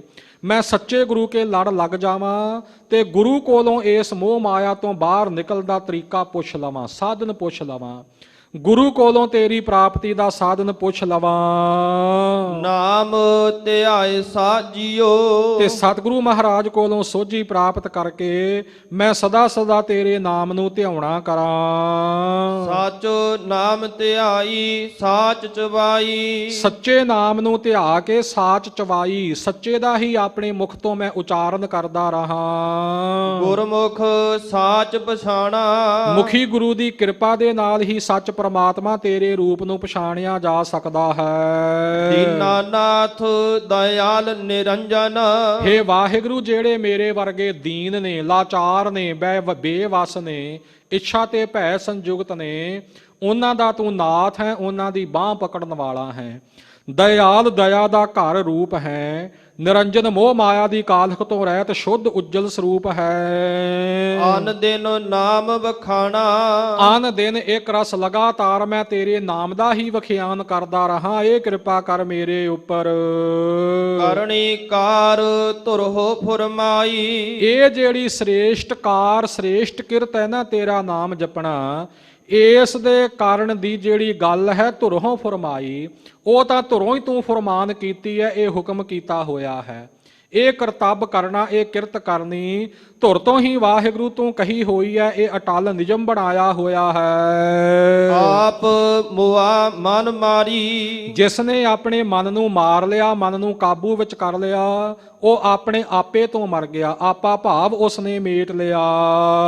ਨਾਨਕ ਨਾਮ ਮਹਾਰਸ ਮੀਠਾ। ਸਤਿਗੁਰੂ ਜੀ ਫਰਮਾਨ ਕਰਦੇ ਨੇ ਕਿ ਵਾਹਿਗੁਰੂ ਤੇਰਾ ਜਿਹੜਾ ਨਾਮ ਹੈ ਮਿੱਠਾ ਹੈ। ਸਾਰੇ ਰਸਾਂ ਵਿੱਚੋਂ ਮਹਾਨ ਉੱਤਮ ਰਸ ਹੈ। ਤ੍ਰਿਸ਼ਨਾ ਨਾਮ ਨਿਵਾਰੀ, ਤੇਰੇ ਨਾਮ ਦੇ ਸਦਕਾ ਹੀ ਜਿਹੜੀ ਤ੍ਰਿਸ਼ਨਾ ਹੈ ਪਦਾਰਥਾਂ ਦੀ ਉਹ ਨਿਵਰਤ ਹੁੰਦੀ ਹੈ। ਸੋ ਵਾਹਿਗੁਰੂ ਜੀ ਤੂੰ ਹੀ ਕਿਰਪਾ ਕਰਕੇ ਇਸ ਤ੍ਰਿਸ਼ਨਾ ਨੂੰ, ਇਸ ਭੁੱਖ ਨੂੰ, ਆ ਜਿਹੜੀ ਧਨ ਦੌਲਤ ਦੀ ਭੁੱਖ ਪਿਆਸ ਹੈ ਸਾਡੇ ਹਿਰਦਿਆਂ ਵਿੱਚੋਂ ਤੂੰ ਇਸ ਨੂੰ ਹੀ ਨਿਵਰਤ ਕਰ ਦਿੱਤਾ ਹੈ। ਸੋ ਸਾਧ ਸੰਗਤ ਜੀ, ਜਿਨ੍ਹਾਂ ਦੇ ਹਿਰਦੇ ਵਿੱਚੋਂ ਤ੍ਰਿਸ਼ਨਾ ਨਿਵਰਤ ਹੋ ਗਈ, ਮਨ ਜੁੜ ਗਿਆ ਗੁਰੂ ਚਰਨਾਂ ਦੇ ਨਾਲ, ਜਿਨ੍ਹਾਂ ਦਾ ਮਨ ਗੁਰੂ ਚਰਨਾਂ ਨਾਲ ਜੁੜ ਗਿਆ ਉਹ ਬਣ ਗਏ ਗੁਰਮੁਖ, ਮੁਖ ਗੁਰੂ ਵੱਲ ਹੋ ਗਏ। ਗੁਰਮੁਖਾਂ ਦੀ ਅਵਸਥਾ ਸਤਿਗੁਰੂ ਸੱਚੇ ਪਾਤਸ਼ਾਹ ਜੀ ਲੜੀਵਾਰ ਚੱਲ ਰਹੀ ਕਥਾ ਜੋ ਸਿੱਧ ਗੋਸ਼ਟ ਦੀ ਇਸ ਸਥਾਨ ਤੇ ਚੱਲ ਰਹੀ ਹੈ ਤੇ ਇਸ ਦੀਆਂ ਪੌੜੀਆਂ ਵਿੱਚ ਵਰਣਨ ਕਰ ਰਹੇ ਹਨ। ਗੁਰਮੁਖ ਅਕਥ ਕਥਾ ਵਿਚਾਰ, ਜੋ ਗੁਰਮੁਖ ਹਨ ਜਿਨ੍ਹਾਂ ਨੇ ਗੁਰੂ ਨੂੰ ਹੀ ਪ੍ਰਮੁੱਖ ਰੱਖਿਆ ਆਪਣੇ ਜੀਵਨ ਦੇ ਵਿੱਚ, ਗੁਰਮੁਖ ਅਕਥ ਕਥਾ ਵਿਚਾਰ। ਅਕਥ ਜੋ ਪਰਮਾਤਮਾ ਕਹਿਣ ਕਥਨ ਤੋਂ ਪਰੇ ਹੈ, ਕਥਨ ਕਰਨ ਦੇ ਨਾਲ ਜਿਸ ਦਾ ਅੰਤ ਨਹੀਂ ਜਾਣਿਆ ਜਾ ਸਕਦਾ, ਉਸ ਪਰਮਾਤਮਾ ਦੀ ਵਿਚਾਰ ਨੂੰ ਗੁਰਮੁਖ ਜਨ ਕਥਨ ਕਰਦੇ ਹੈ। ਭਾਵ ਉਸ ਦੀ ਵਿਚਾਰ ਦੇ ਧਾਰਨੀ ਬਣ ਕੇ ਉਸ ਦੇ ਗੁਣਾਂ ਦਾ ਕਥਨ ਕਰਦੇ, ਉਚਾਰਨ ਕਰਦੇ ਹਨ। ਗੁਰਮੁਖ ਨਿਭੈ ਸਭ ਪਰਿਵਾਰ, ਗੁਰਮੁਖ ਜਨ ਪਰਿਵਾਰ ਦੇ ਸਮੇਤ ਹੀ ਨਿਭ ਜਾਂਦੇ ਨੇ ਉਸ ਪਰਮ ਪਿਤਾ ਪਰਮਾਤਮਾ ਦੇ ਨਾਲ। ਆਪ ਨਾਮ ਜਪਦੇ ਨੇ, ਆਪਣੇ ਪਰਿਵਾਰ ਨੂੰ ਵੀ ਵਾਹਿਗੁਰੂ ਕੇ ਨਾਮ ਨਾਲ ਜੋੜਦੇ ਹੈ ਪ੍ਰਤੱਖ ਤੌਰ ਤੇ।